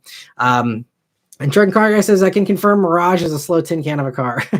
Yes, can't recommend the Mirage, even though I've never driven one, but just for what it is, it's just I couldn't in good conscience recommend someone get something that is basically an 80s hatchback. Is from a safety standpoint, it just it's not gonna fare very well in my opinion, most likely. But Linda says, I don't even like cruise control. I find my mind drifting. Yeah, and that's a very valid point. And I know I'm not in love with cruise control either. I like having that control, and it keeps me engaged for sure, of having to pay attention to what speed I'm going and all that. So I'm right there with you, Linda. I like all the engagement I can get. Cam Jam says, forgot to ask about current gen Mazda 3 hatch manual compared to the Civic and the Corolla. So I only had like a 15-minute drive, but that is actually one that I did drive. I haven't driven the Civic again, but I'd say that I do like the driving experience better of the Mazda 3 hatch manual versus the Corolla. Again, from just I did a quick drive video. If you missed that one, Cam Jam, was several years ago when the Mazda 3s first came out. They had one manual on the launch program, and were able to do like a 15-minute drive loop. I basically just was able to get on the highway in, I think it was San Francisco. I hopped onto the highway, went down one exit and then got off the highway, and then just was putting around in city traffic to get back to the hotel. And that was the extent of my driving experience in that. So not a great sample, but the problem with Mazda 3 hatches, it's also small. It's the same problem as the Corolla. So Civic is still easily, hands down, the most livable one of the bunch. If you were comparing Mazda to Corolla, I would go Mazda. I think if you're just going to live with a small backseat and a small hatch anyway, I'd rather have the Mazda 3. Some people really get annoyed about the rear quarter panel visibility there with that huge pillar that they have. In my experience with the hatches, it hasn't been like a big deal. At least again, with just my experience of living with them for a week or two.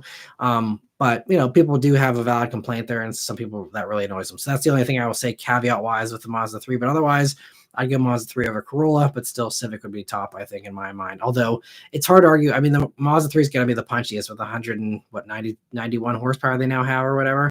I mean, that's going to blow the doors off the base Civic motor and the Corolla motor as well. So again, if you don't need the most space, yeah, I'd say Mazda 3 hatch for sure. And Truck and Cargo, thank you so much for gifting 5 memberships there. I really appreciate it, and happy to see everyone is able to snatch those up as well. I really appreciate the generosity, Truck and Car Guy. Let me see. So Two says, I'm still here because Doug DeHero isn't warm yet. If anyone is interested, there's a red NSX for sale in NorCal. Well, there you go. Yeah, and NSX is always a solid buy in my mind.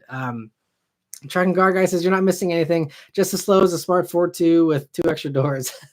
And I drove a Smart 4.2 once briefly when I used to work at the car dealership. And man, that was the worst dual clutch I've ever, I don't think it's even a dual clutch. I think it was a single clutch automated manual. Basically, it was so jerky and so bad. That Smart car. Man, yeah. I'd love to review one just for laughs someday, because it would probably just be, it'd be hilarious from a review standpoint, just with the amount of terribleness. And PK says, never thought of the Mazda 3 going to the top of my list. I'm happy to help. But yeah, sorry if that complicates the decision making for you there, but definitely worth at least, a quick test drive or something to, see what you think. But yeah, it's amazing. The Mazdas, they depreciate so quickly, yet they are still ranked so high on reliability, so safe, so really nice inside. And it's just kind of mind boggling. But I think it's a great value. That's why, at least around here, everybody buys CX-5s. My sister has a CX-5. My neighbor across the street has a CX-5. My next door neighbor has a CX-5. Everybody's got CX-5s. I think it's because it's a really good value for what you get, especially on the used market. But it's like I'm surrounded by Mazdas, and for good reason, I think. And Zachary says, are there any car reviews coming up this year that you're genuinely excited about? Yeah, there's a lot. So just trying to think of the stuff that I know about. I think, like I've said in my year-end video, the two that I'm actually the most curious about this year are the Hyundai Ioniq 5N and the new Dodge Charger, especially the electric version, but also the gas one. And I know especially the EV haters will probably be annoyed by that answer, but I think as a car reviewer, obviously they're like the most high performance cars of the year or whatever, and like that's going to be its own exciting thing. But for me as a reviewer, I am most intrigued by stuff that does things differently, companies that take creative risks, and companies that are doing things out of the norm. Whenever it's something that's pretty predictable, I still drive stuff that confirm my suspicions, but it's kind of easy to predict. At least maybe it's just how long I've been doing this or something, but it's pretty easy for me to surmise what a vehicle is going to be like if I know all the specs on it and all that kind of stuff. But whenever you're talking about new stuff with, manual shifting in an EV and rev limiters in an EV and different sounds, like the Ioniq 5N has the clutch kick feature, so you can do drifts in it, and all this stuff, you can vary the all-wheel drive system on demand, and all this customization, the ability to do different sounds. And then same with the Charger, people are like pulling their hair out over the idea of this, Charger EV having real physical exhaust pipes hooked up to a sound generator. But to me, that's like, hey, someone's bothering to try and do an exhaust system on an EV. It might be horrible, and I might, just completely bash it whenever I review it. I don't know, but it might actually be cool, or just different for the sake of being different and not being another silent, EV. Like, it's something. And I'm gonna, beggars can't be choosers here. Like, if it's gonna be complete silence or the option for a sound which I can turn off and have silence if I want it anyway, sure. Like, give me the attempt of sound, give me the attempt of fun, the attempt of a manual feel. And so, but those are things that no one's done before. And so whenever I can try something new that has never been done before, like that's a way more interesting review for me personally than just like, hey, look, this thing got 1,000 horsepower and look at me, I'm doing a 2 seconds 0 to 60. Wee, like that's fun. And I don't want to discount that, but for me, it's not as stimulating for me, from a mental, a creative process kind of standpoint of just being like, hey, look, like this is cool and different. So those are the top two. Other performance stuff. I mean, I really am hoping I can get my hands on the other Mustangs. I've heard, the new EcoBoost motor in the new Mustang is actually a new motor. Someone actually mentioned in the comments recently that it actually sounds good now, which I couldn't really say about the last EcoBoost. So I'm excited to, try that out hopefully at some point. I'm trying to think of some other stuff that I'm excited for this year. I'm excited to try out the enhancements in Elantra N. Elantra N, is going to have, hopefully they fixed the wheel hop issue. It finally looks a little bit better. Not that it looked that bad before, but I think they definitely improved the styling. So I'm excited for that one. And I mean, I'm sure there's a few others and some stuff we probably don't even know about just yet, but I think those are some of the top ones for sure. And if I think of any others, I'll shout them out, but I think those are the top ones for me. And two says free SWF allegedly. Allegedly.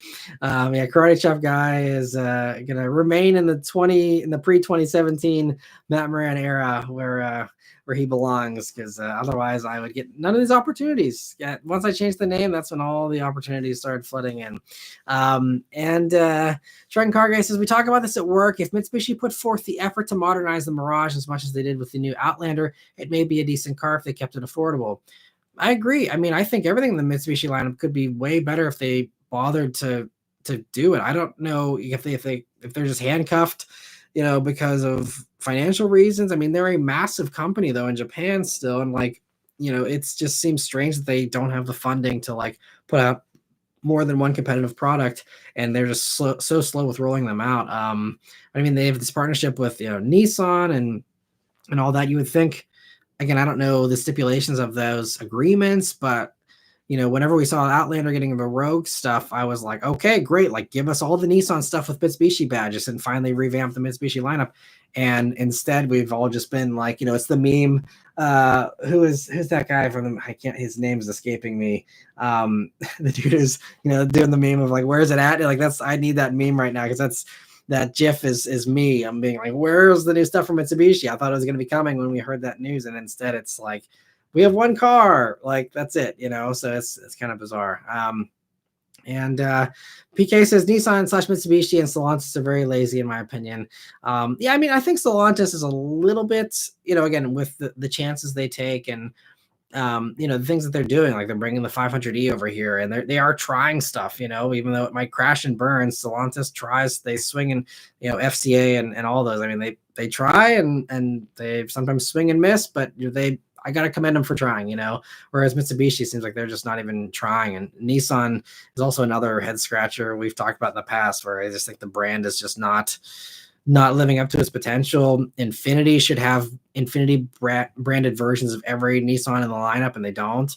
That's an easy money grab. Like, you don't have to overcomplicate. I think Infiniti would be better if they took the lazy approach, because that's what a lot of these other luxury companies do. You jazz up the base model from the mainstream brand, and you sell a bunch more. It just, I don't know why Infiniti is trying to reinvent the wheel instead, but yeah, it is what it is. That's one. I think a prior live stream, someone asked, if you could like take over any company, what would you take over? And I think Infiniti would be one of the top ones that I would love to, revamp. Just because I know what they have to work with all the Nissan products, which aren't bad products, and I think they could make some really good stuff. And instead, it's just they got old products and giant SUVs, and there's not a whole lot there, unfortunately. Trent Carga says, you're not wrong. Maybe they need management changes. Yeah, I'd love to know. I mean, I'm sure there's good reasons for some of this stuff, but man, I'd love to be a fly on the wall in some of these boardrooms and figure out, what's going on behind the scenes that's causing things to be the way they are. It's just a shame, because the Outlander is a prime example. It's really good. I love the Outlander. I was praising it up and down. If you watch my videos on it, it's great. If they put that same effort into everything else, I think Mitsubishi could really rise the ranks, and especially with Nissan faltering. I mean, I know they're again partnered up, so maybe they're disincentivized to do this, but like they could even leapfrog Nissan in my mind if they, really, just made Nissan products better, which is I think Outlander's better than Rogue. Do the same thing and upstage Nissan with their own products and make them better. And I think that it'd be huge. But yeah, I don't know. I don't know what's going on. Kevin, thank you so much for the super chat. He says, why are naturally aspirated cars disappearing? It's a good question. So part of it is fuel economy, and not so much for the fuel economy ratings, because as we've seen, and as I've personally, I'm sure many of you have also seen, but as I've tested in my car reviews, turbo motors oftentimes don't get better fuel economy, and sometimes they get worse fuel economy because you're spooling up those turbos, and then the motor's got to run super rich to, give you that boost and give you that performance in those really low RPMs when everyone's hanging out in those low RPMs all the time, versus a gas engine. You're not making peak horsepower till high RPMs, and so you kind of stay away from that gas guzzling phase of the engine until those higher RPMs there. But the difference is, a lot of these turbo vehicles, they are better from like other emissions requirements outside of just the fuel economy number. And I think one of my German commenters, whenever I was talking about like why a lot of the European brands were doing this earlier than even some of the other companies, and he was like, it's not really about fuel economy than it is about like actual emissions are less with the turbo thing versus a naturally aspirated thing. And so when you're talking about, grams per ton for CO2 or whatever the case is, those are the things where it seems like, again, this is beyond my level of expertise, so I'm just regurgitating the stuff that I've seen and heard, but it seems like that is, one of the main reasons why. But I think you are also seeing a change in strategy where some companies, at least in America here, where they can get away with it maybe a little bit easier, they're going back to naturally aspirated. And we just talked about this in the weekly update here on Friday, that, with the Kia K5, they are now dropping, the Sonata's doing the same thing. They're dropping the 1.6 liter turbo motor. And instead, everybody, unless you get the GT version, everyone's getting the naturally aspirated 2.5 liter engine. And in my opinion, yes, it's going to be less stressed. It's less complicated because you have less moving parts versus a turbo. And it's going to get pretty similar fuel economy, and in some instances will actually probably get better fuel economy for some people, probably a lot of people. And so I think that we're starting to see companies being like, okay, we've tried the turbo thing, and maybe in countries and places in the world where you need to worry about different kinds of emissions, requirements and standards and goals, that could still make sense. But I think here in the States, if it's just about your fleet averages for CAFE standards, for just fuel economy averages, if fuel economy is the number one thing, then you could see, companies going back to these naturally aspirated motors, which are cheaper to build, which people seem to like better anyway in a lot of cases. I think that there's a lot of, stuff to be had there as far as advantages goes. And so, I don't think that naturally aspirated motors, I wouldn't count them out. I think they have some staying power and may actually have a bit of a resurgence here if the Kia and the Hyundai are any kind of pioneers for that. I think we will see a little more of that. It'll be really, really interesting to see, how Toyota plays it. If this is a growing trend, are they going to stick with having the 2.4 replace all the V6s? Or are they going to, bring back the V6? We're seeing they're kind of lingering with the V6, like the Lexus, the new TX550 plug-in hybrid has the V6 with the plug-in hybrid component, and that's kind of the best of both worlds. You have the naturally aspirated reliability and the electric thing, for that extra efficiency to give you that, where a turbo, would maybe do that. You have that there with that. And so I think it's a very interesting idea of like, now we're coming into this plug-in hybrid age, supposedly. Are we going to see all these, plug-in hybrids go with the naturally aspirated motors? Many of them already do, but are we going to see more of that and less of the turbo stuff? We'll have to see. But I think naturally aspirated stuff could actually be coming back. We'll see. But thanks for the great question, Kevin, and be interesting. That'll be a fun one to follow and see how that develops here down the road. And let me see. Getting back to the member questions here. So Zachary says the remote rev feature on the new Auto Mustang is so strange to me. Yeah, it's definitely, they know their buyers though. And I think it's for, the car show people and for just people that enjoy hearing their car rev, especially with these V8s and celebrating that V8, being able to hear from the outside and not having to have someone else hop in and rev your car for you. I think it's kind of cool, honestly. And yeah, I think it's one, again, another one of those like fun little outside of the box kind of things, personally. But I know obviously it's not for everyone. Some people might actually think it's obnoxious, and I could totally appreciate that viewpoint as well. Stud Muffin, thank you so much for the super chat. He says, "Do you think Cadillac could have done more with the XLR? Also, should they bring it back to compete with the Mercedes SL?" So I like the XLR. I think, that was kind of one of those periods in GM history where they're more willing to take those chances and go out on a limb, like they did with the Solstice and the Saturn Sky and all these things, which are all cars I'd love to review all those things, but they're really rare, most of that stuff now. But I think XLR, they could have, continued that. I'm kind of surprised they didn't beyond that, first generation of it. I don't see why they couldn't have kept doing it unless no one wanted it. But I think that was a solid idea, and I still think to this day that's a solid idea. Make a more luxurious Corvette. And I also think like the ELR was amazing, and that's another one that I think they should have kept up with, and they let that one go too. But I think it could be a great SL competitor. I think these days though, now obviously they're kind of stuck with the platform now being a mid-engine thing with the Corvette. It's like, do you do a mid-engine Cadillac, which would be awesome too, but then it's not so much an SL competitor anymore, and you kind of have to go more towards trying to compete with other like higher end stuff. But yeah, I would have loved to see the XLR continue for sure. And fun question. It's fun to think back to some of that stuff, which is honestly I even forget about for long periods of time. I'm like, oh yeah, the XLR, what a cool thing. They're very rare around here. I don't know if you guys ever see them too often, but I never really see them.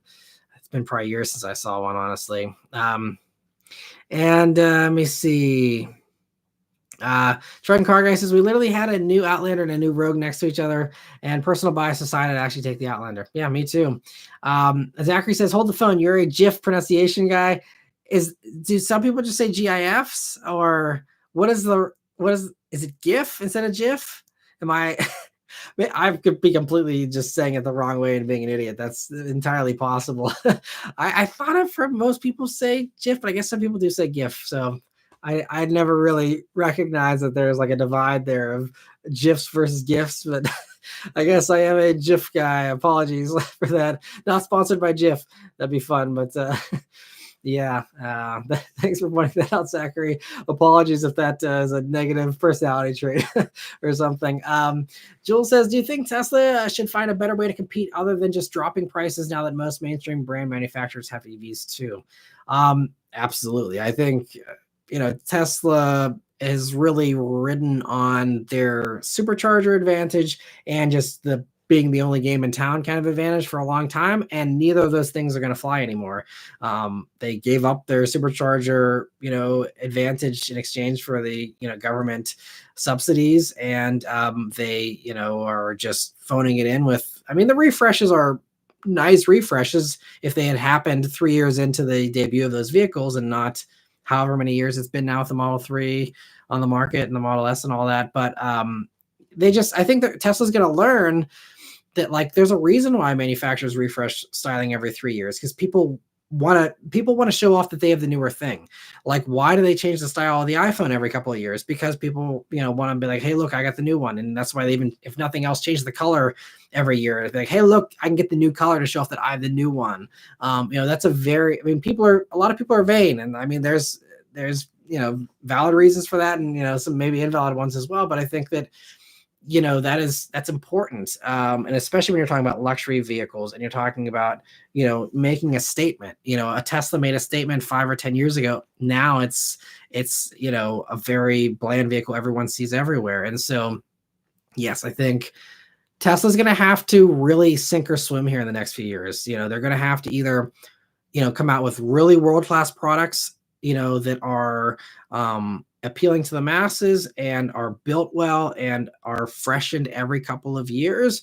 And, probably I think they'd also benefit from filling in some of the other things that people have been asking for that they still are stubbornly refusing, like Apple CarPlay and Android Auto. Things where it's like, okay, well, I could just get a Lucid and have CarPlay, or I can have the Tesla and not have it. And there's some of those things where I think, again, they were able to be like, oh, we're the cool, rebels, and we can, do what we want. But like now that doesn't fly with everyone else having all this competition. I think what you're seeing too is they're really going to have to get, the build quality. I have not seen recent build qualities on these vehicles to to say definitively, but based on their reputation though of just not having the best build quality, when you're competing with companies that have been building cars for over 100 years, like they've figured it out typically. Again, not like, those companies are flawless with their build quality either, but like, you have to, those kind of things don't fly. You can't just have, the kind of flaws that Teslas have had in the past and get away with that whenever you have more competition. It just comes out of competition. They didn't have competition before. Now they do. And they're going to have to get really a lot better, really, really fast. Or I think that it will be a passing fad. Could maybe just, rely on being cheap. And it's like, these things look the same for the past 10 years, but hey, at least it's only 25 grand or something. And, that could be a niche that they could fully, ride that wave as long as they can. But I think if they want to be a top-notch car company and be world class in every way, then you gotta have new stuff. You gotta expand the lineup. You gotta, just be competitive in every possible way. And I think this is what I really admire and respect about Hyundai and Kia and Genesis is like they give 110%, and they're like they pay attention to what everyone else is doing, and they say, okay, everyone else has wireless Apple CarPlay. We got to hurry up and add wireless Apple CarPlay. And then they fix it and they add it. And they say, okay, well, we're seeing that this company or this company doesn't do this, that, or the other. Let's fill in those voids and do those things that other companies can't, and then undercut them. And, it's really smart. I think this is why we're seeing those brands have had some of the fastest rise out of any brands currently in the past decade, in my opinion.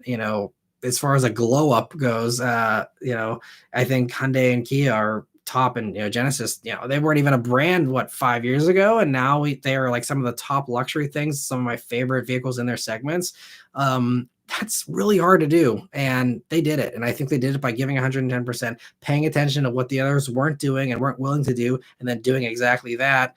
And I think Tesla needs to take some of the playbook out of what Hyundai and Kia are doing and do that same kind of thing. I think that would be the way to, but that, it's not easy. And, this is why other companies have tried and failed. And, so we will see if Tesla can do that. But I think the next few years are going to be decisive for them as far as the history of the company and the future of the company.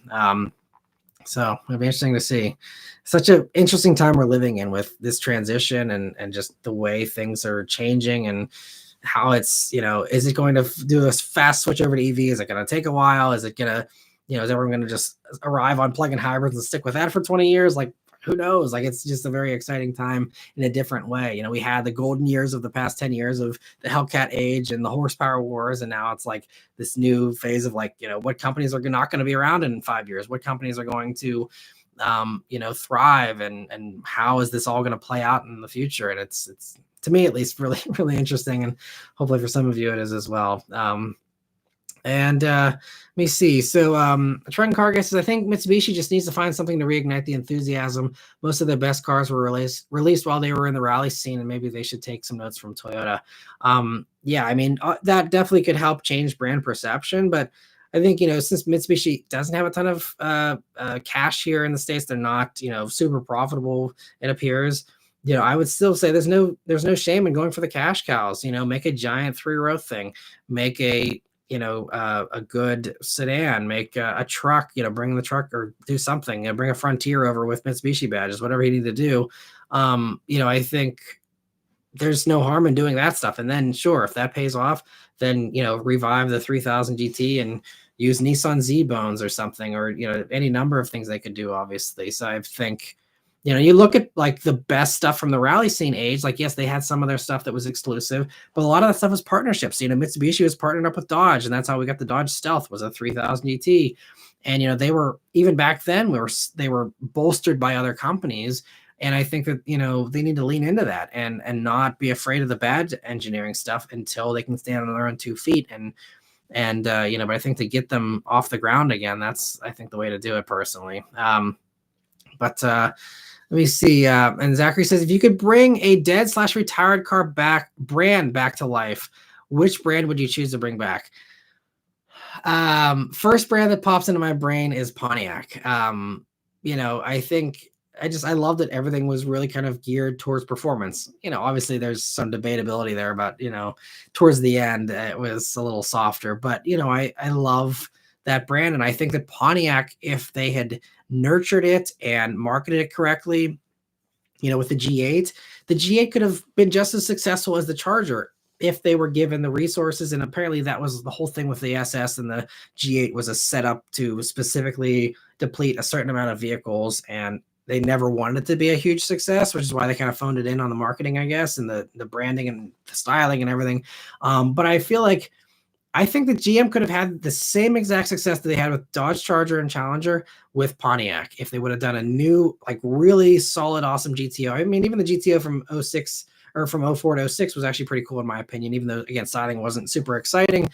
Good car, though. I reviewed one many years ago and loved it. But I think if they would have actually, if they could have, invested in Australia and invested in that production over there of the, SS sedan, the G8, and then the GTO, and then made a next generation, made them world class, and made them, a separate thing from the Camaro, and a separate, or even if they would have just even copied GM's notes, just, rebadge Camaros. And I think even that would have been great. But, I think the Australian stuff was so good. And if they could have, invested in that, then the next generation of that could have been right up there with Charger and Challenger, in my opinion. Put it in a cool movie to give it some extra cred if you want, whatever. But I think that Pontiac was a huge missed opportunity for them. I also think, again, this isn't probably an exciting brand. I'm sure people were probably hoping for more exciting answers from me here, but I also think like Saturn is a prime, like, Tesla competitor. If you want to have like a futuristic EV brand, a sub brand within GM, bring back Saturn. I mean, the name alone, at least to me, still sounds futuristic. It could be this experimental thing like it was back in the 90s there. And I think that bringing Saturn back could be really cool for GM to kind of have a license to take more daring styling decisions and go out on a limb a little bit more. I think that could be a really cool way to do it. So as you can see, I'm nostalgic for the GM stuff. So I think those are my top two off the top of my head. I'm trying to think of any others that's I'd like to see Saab. Saab was just quirky. I'm not quite as passionate about Saab as I am about the others, but I would have liked to see Saab do well. And I was bummed whenever the sale didn't work out, in the early 2010s there. It would have been great to see Koenigsegg be able to do a mainstream brand with Saab like they were originally considering, and then just weren't able to get the funding. But I would have loved to see Saab, continue to be, a great Volvo competitor, and same kind of thing we see with Volvo, and have that, from Saab. I think would have been cool. But I think, yeah, for sure, it's got to be Pontiac and Saturn for me. And PK says Mitsubishi needs a Halo car. I think, yeah, but I think you have to walk before you can run. And so I think Halo car would be great to get everyone's eyes on Mitsubishi. But then what? Then you sell them an Outlander. I think they need a broad lineup first. If you're going to get people into the showroom, you got to have a good lineup in the showroom for them. Halo cars really work best whenever you have a good lineup, and whenever you don't have a good lineup, then it's just kind of a waste. I mean, it's fun, and obviously, sure, I'd love make all the sports cars and forget about everything else, but obviously, to succeed, I feel like, they got to have a good brand of, stuff first, and then go from there. And Brian says, I was surprised the Ram TRX got canceled in the Street Speed 717 video. I haven't seen that. I'm not sure what you're referring to there, but he had a TRX, right? And I guess maybe did he get another one or something? I don't keep up with him super well anymore, but I'm sure he's still having fun with all the wild stuff he used to do, and I'm sure he's still at it there. And two says, question inspired by T-Pain, FC or FD? Please don't say RX-8. For me, I'd say FD. Just probably the Tokyo Drift stuff is, one of the reasons. But I've always loved the FD RX-7s. Just so sweet. It's so many, obviously I'm a kid of the 90s, and the playing Gran Turismo and all that, and my deep love of JDM sports cars, is why RX-7 is still an ultimate car that'd be fun to have someday. But yeah, I think FD for sure. And a Trent Car Guy says, hopefully you can find a decent FD, a decent shape that hasn't been turned into a drift missile. It's a lot of those RX-7s have definitely been rough, but I feel like there's a decent amount of people that keep them stock, because I'd say at least half the time I see an FD on the road, it's actually bone stock. There's a few in the Pittsburgh area here that are like completely stock, like stock wheels and everything, and it's always interesting to see. Two also says, Frankie Muniz is entering NASCAR. If I see Bryan Cranston in the crowd, I'm gonna laugh my tail so hard I might be the only one tied to the stool. Yeah, best of luck to him. It's cool that he's an actual car guy and is actually getting into racing and all that. That's awesome, and I wish him all the best. Frankie Muniz earned instant brownie points for me whenever he bought the Jetta from the Fast and the Furious, and I don't know him. I've never encountered him or anything, but it seems like he's a cool guy. And Mike says, does it surprise you Subaru will, in theory, be the most aggressive Japanese company with EVs? I mean, I'd say actually, to me, with the way their branding is and the way that they are marketed, I'd say Subaru should be the most EV forward of the Japanese brands because they are so into, the nature thing and the green thing. And, I think that for that reason alone, I feel like, obviously, again, the whole thing of how green EVs are and stuff, I will leave that at the door, and, that can, we can have that discussion some other time. But, as far as just from a marketing and branding standpoint of EV being green, and Subaru being the number one donor to the national parks and all that kind of stuff, I think it makes sense to me that and again, that's in theory. We will see. Everyone's already changing all their EV plans now and stuff. So who knows what anyone's going to do with any of this stuff. But yeah, I mean, if they actually follow their plans of what they want to have the whole lineup be basically electric by 2028. I don't think it's completely switched over, but I think they're saying they're going to have an electric version of everything basically by that point. I think to me that makes sense. And I'm slowly starting to see more Solterras around. It's probably because they're leasing for like $299 a month with like $0 down or something. It's like they're giving away Solterras and BZ4Xs right now.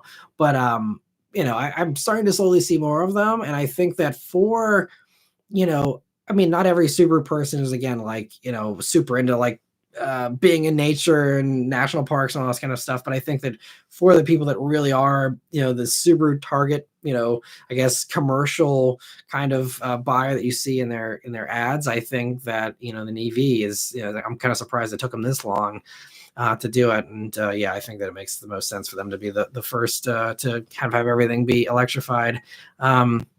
And Raphael says, crap, I forgot it was tonight, not tomorrow.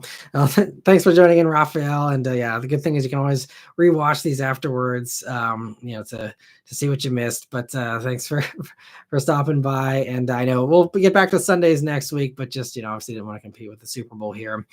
Trent Car Guy says, I would have totally watched a rebooted Smoking the Bandit with a modern Trans Am. Yes. Yeah, that would have been awesome. I totally agree. And it would have been a prime opportunity to do something like that, and you get all the cool factor, and then you have some Vin Diesel type character driving around in a Trans Am, and I think it could have been just as popular as Dodge, in my opinion. And PK says, I miss Mercury. Yeah, I like the old Mercuries, but I feel like there wasn't enough differentiation there between the Fords and the Lincolns to justify it as the years went on. They had some cool stuff for sure, but would not be one of my top ones to bring back personally, even though, again, I think they made some great stuff. I love like the Turnpike Cruisers that Mercury had and stuff back in the 50s. So much cool stuff. Zachary says, great call on the Holden/GM cars. Those were underrated sleepers. Totally agree. And still are to this day, I feel like underrated. I feel like SSs are kind of holding their value decently well, but if you want something that's, if you're trying to get something that gives you the goodness of the Cadillacs, but you don't want to go up to the newer Cadillac stuff, or you just want a V8, a lot of people that are like, oh, why can't I just have a CT4 with a V8, or why can't I have a regular CT5 with a naturally aspirated V8 or something? I know it's older, but just get a Chevy SS. That's what it is. It's not the Alpha platform, but it's an amazing platform. Super good handling vehicle with a V8 and a manual. Oh man, you can go back and watch my old SS reviews from many years ago if you want to see me swoon over the SS. But such a good car. Oh man. Anyway, PK says super marketing is amazing. Yeah, it is amazing for a variety of reasons, but it's crazy the kind of stuff Subaru can get away with, and and they still sell super hotly. It's crazy. Two says, Matt, Frankie is living your and a lot of car guys' dreams. Roll a clip of Homer Simpson's jealous. You're jealous. Yeah, I'm not jealous of NASCAR. I don't think I'd ever want to race in NASCAR. But it'd be fun to get into motorsport. I was bummed because last year was the first year where I didn't get track time since I started doing carvies, I think full time. And it's always nice kind of venting that. It's whatever you, if anyone is driven on track before, knows, you kind of, it's very addicting, and it's really fun to kind of use your knowledge, especially as now that I've gone to several different driving schools and stuff, to be able to really exploit a car and to really push it and push myself a little bit as well. It's really fun, and I'm always looking forward to like a track driving event every year. And unfortunately, I didn't get invited on any of the track driving stuff in 2023, so I was bummed I didn't get to go on track last year. But hopefully we'll get some stuff here this year. We'll see. I'm hoping the Ioniq 5N, that one. Usually Dodge is pretty good about track stuff too, so I'm hoping we get maybe a couple here with Charger and Ioniq 5, and maybe a couple others. We'll see. And Mr. Honda Moz, thanks for stopping by. Says hello. Joe says, what's your favorite sounding NAV8? Whew, that is a tough one.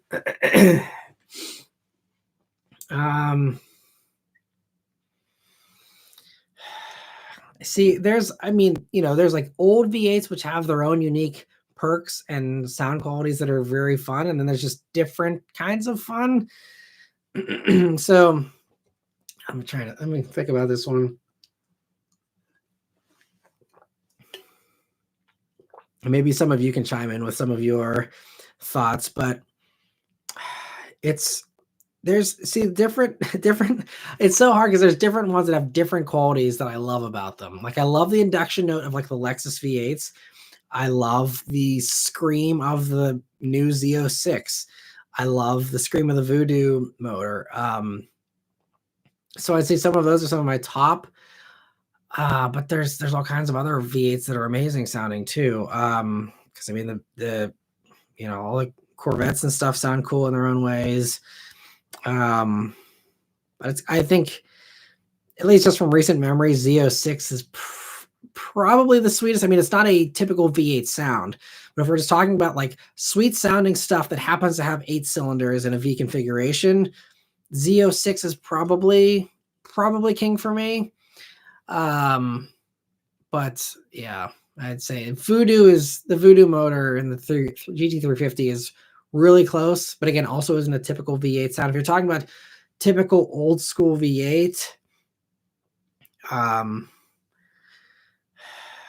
then I don't know. I think Coyote though is a really good balance with the 5-liter and the Mustang. Obviously, I'm biased with the Bullet, but I think the Bullet, has that high revvy kind of nature, a little bit like the Voodoo, not nearly that awesome, but close. While still having the burbly low end V8 stuff that I love. So those are my top ones. I'd say, but I gotta say probably Z06. I mean, the Ferrari NAV8s are also legendary. And pick any generation of those, they all sound really, really good. So I'd say that's also a top contender in my mind too. But again, if you're looking for muscly V8, I'd say the Mustangs are still some of my favorites. And let me see. I see also Corey briefly is saying IS500 or M340i, your choice. Personally, I've never driven an M340i, so I can't give you a great opinion on that. But what I will say is I love the IS500. And if you're looking for something that's going to be reliable and hold its value better, IS500 is definitely the better way to go.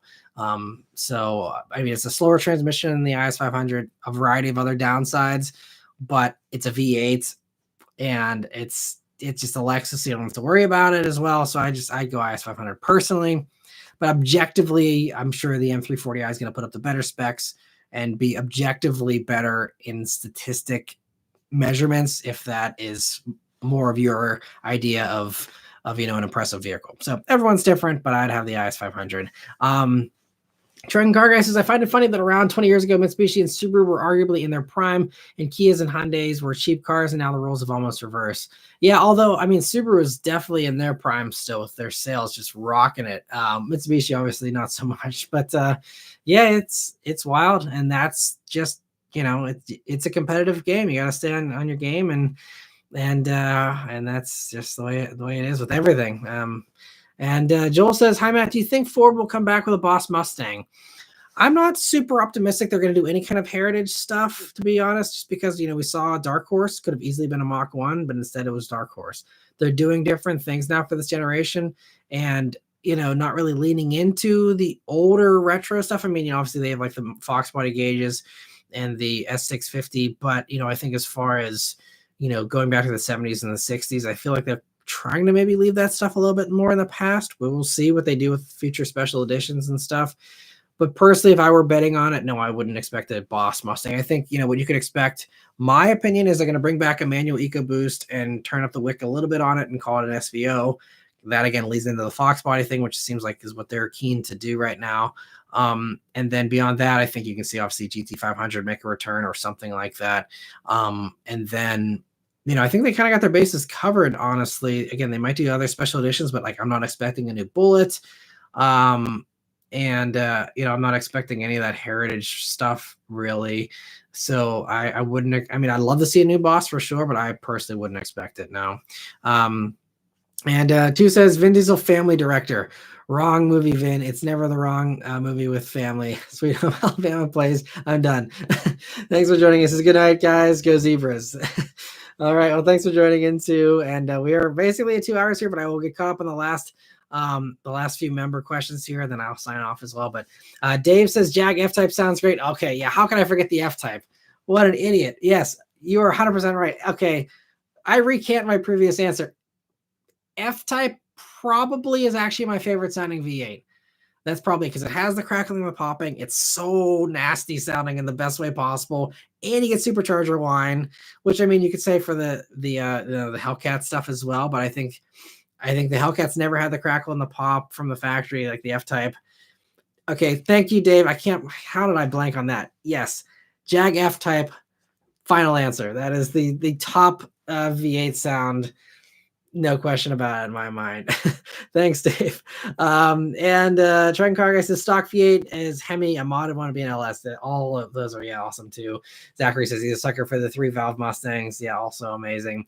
Cars says the conversation last Sunday about special videos for base models clicked with me. I ordered a base 2024 Maverick XL with 250 horsepower engine and tow package last August. Build date later this month. Awesome. Well, congrats on getting a build date here. Sorry it took forever. I know it's been taking forever with these Mavericks. I know there was a fellow journalist she placed an order for a Maverick, like a year ago too, and she's finally just got hers recently. So yeah, I think you're gonna love it. It's a great motor there. It's a really fun package. It's a good little car, the Maverick, and so glad you're able to get a base one. I think those base ones are the way to go a lot of times. It's a lot of car for the money, or truck, I guess I should say. So yeah, congrats on the order and hope it comes quickly and hope your wait isn't too painful here, but congrats on the order. And two says Ferrari V8, more than you can afford, pal. That's right. Such a great scene. David says 458's up. Yeah, I agree. I see some more comments there about the Ferrari V8, and Greg, I appreciate the bone there with the Bullet V8 for sure. And Mike says, would you bet on Toyota developing an inline six? I don't know. I don't know what they're going to do. I don't know if they're going to continue working with BMW or if they're going to care about an inline six at all. I don't know. I wouldn't bet on it personally. I think what we're going to see more and more from Toyota is more leaning into the plug-in hybrid thing and the hybrid, since that's what everyone wants. And, we're seeing, like, for example, with the top Lexus wanting a plug-in hybrid with a 6-cylinder, they're just using their old V6. And I think that makes a lot of sense because most of the Lexus fans just want old stuff still. That's what they've bought for a long time, and that's what they want to keep buying, I think, for a lot of them. Obviously, there's some that want something that, moves the ball forward. But, we have a lot of awesome enthusiasts in the top ranks there at Toyota, so I would say that Toyota has a better shot than some other companies. But I think, even with Toyota's existing partnership with Mazda, I think that if anything, if BMW doesn't want to work with them anymore, I think that, if Toyota gets their hands on that Mazda inline six and gets to do their own work on it and, make it what they want it to be, I think that could be I think that actually is the most likely scenario. If we see a different 6-cylinder for Toyota, I think it would be the Mazda motor. And I think Mazda could certainly happily use the help to pay off the development costs on that motor. And maybe there's something like that already in the plans. I don't know. I think, there was rumors about a new Lexus IS coming that could share a platform with a new Mazda 6 or something. I mean, I don't know. IS is old, and we will see what they do. I think that rumor was recently kind of squashed, or there was a change in consensus about that not possibly happening, maybe. But I don't know. I think something like that could make a lot of sense, and I think that is, again, they got the partnership already. They're very tied up with shared production facilities and everything. So I think that would be it, is modifying the Mazda motor, because the Mazda motor, it's okay, but it's not as character filled as the BMW motor. And I think Toyota, if especially the awesome people at GR get their hands on that motor, it can really make it nuts. I think you could really have like a next gen 2JZ basically, and make it an amazing motor with that thing. So I'm hoping that they get their hands on that Mazda motor. That'd be amazing. And it says you asked a question that make him chill his butt off. Yep, that's it. I think it'll be great. Hopefully they do that. But David says, thoughts on Dodge canceling the TRX? Well, there's talk about maybe them putting the Hurricane motor in a new TRX, but I think they're going to call it something else, right? I don't know. I mean, it's a bummer, but that motor's going away because Dodge played the opposite approach of what Ford and GM are playing, where instead of leaning into the electric stuff early, like those companies did, and that's why we were able to have the gas guzzlers still for GM and for Ford. Dodge didn't do that. Now they're playing catch up on CAFE credits. And so, they got to, have this mass culling of everything and, go out in a blaze of glory. And, it's unfortunate, but that's the way they chose to play it. They didn't have to. Ford has no problem keeping the Raptor R around because they have Mach-E's and F-150 Lightnings. Dodge doesn't have any of that stuff, and it's the way they played it. So it's unfortunate, but they could have, if they played their cards right, they could have kept it around too, just like everybody else did. Joe says, enjoy the game, the chicken dip tomorrow. Thanks, Joe. I appreciate it. And hope you guys all enjoy the game and the rest of your weekend as well. Raphael says, I just like the sound of any V8 in this world of 4 cylinders. Definitely agree. They all sound good in their own ways. Zachary says, thanks for a great live stream. Thanks so much for joining in, Zachary and everyone. David says, yeah, true. That makes sense about the TRX. And Cara says, thanks for another great live chat. And thanks for all your encouragement and advice that you share each week. It makes a bigger difference than keep being awesome. Have a great night. Thank you. I really appreciate that. That's very kind of you. And I love these live streams and these live chats. Hopefully you guys do as well. And I hope it does. In addition to being entertaining, hopefully it does help a few of you. And so I really appreciate that. That kind of stuff really helps keep me motivated and just feels great. So thank you, and have a great weekend, everyone. And thanks, Little Rockstar, for joining in. Thanks, Blaze, and Trent Car Guy, and everyone else. So but thank you all very much for watching, and see you guys next Sunday for usual time again, usual day. And in the meantime, stay tuned for lots of good stuff here coming up here this next week. So thank you all very much once again for watching, and I'll see you guys on the next one. Take care.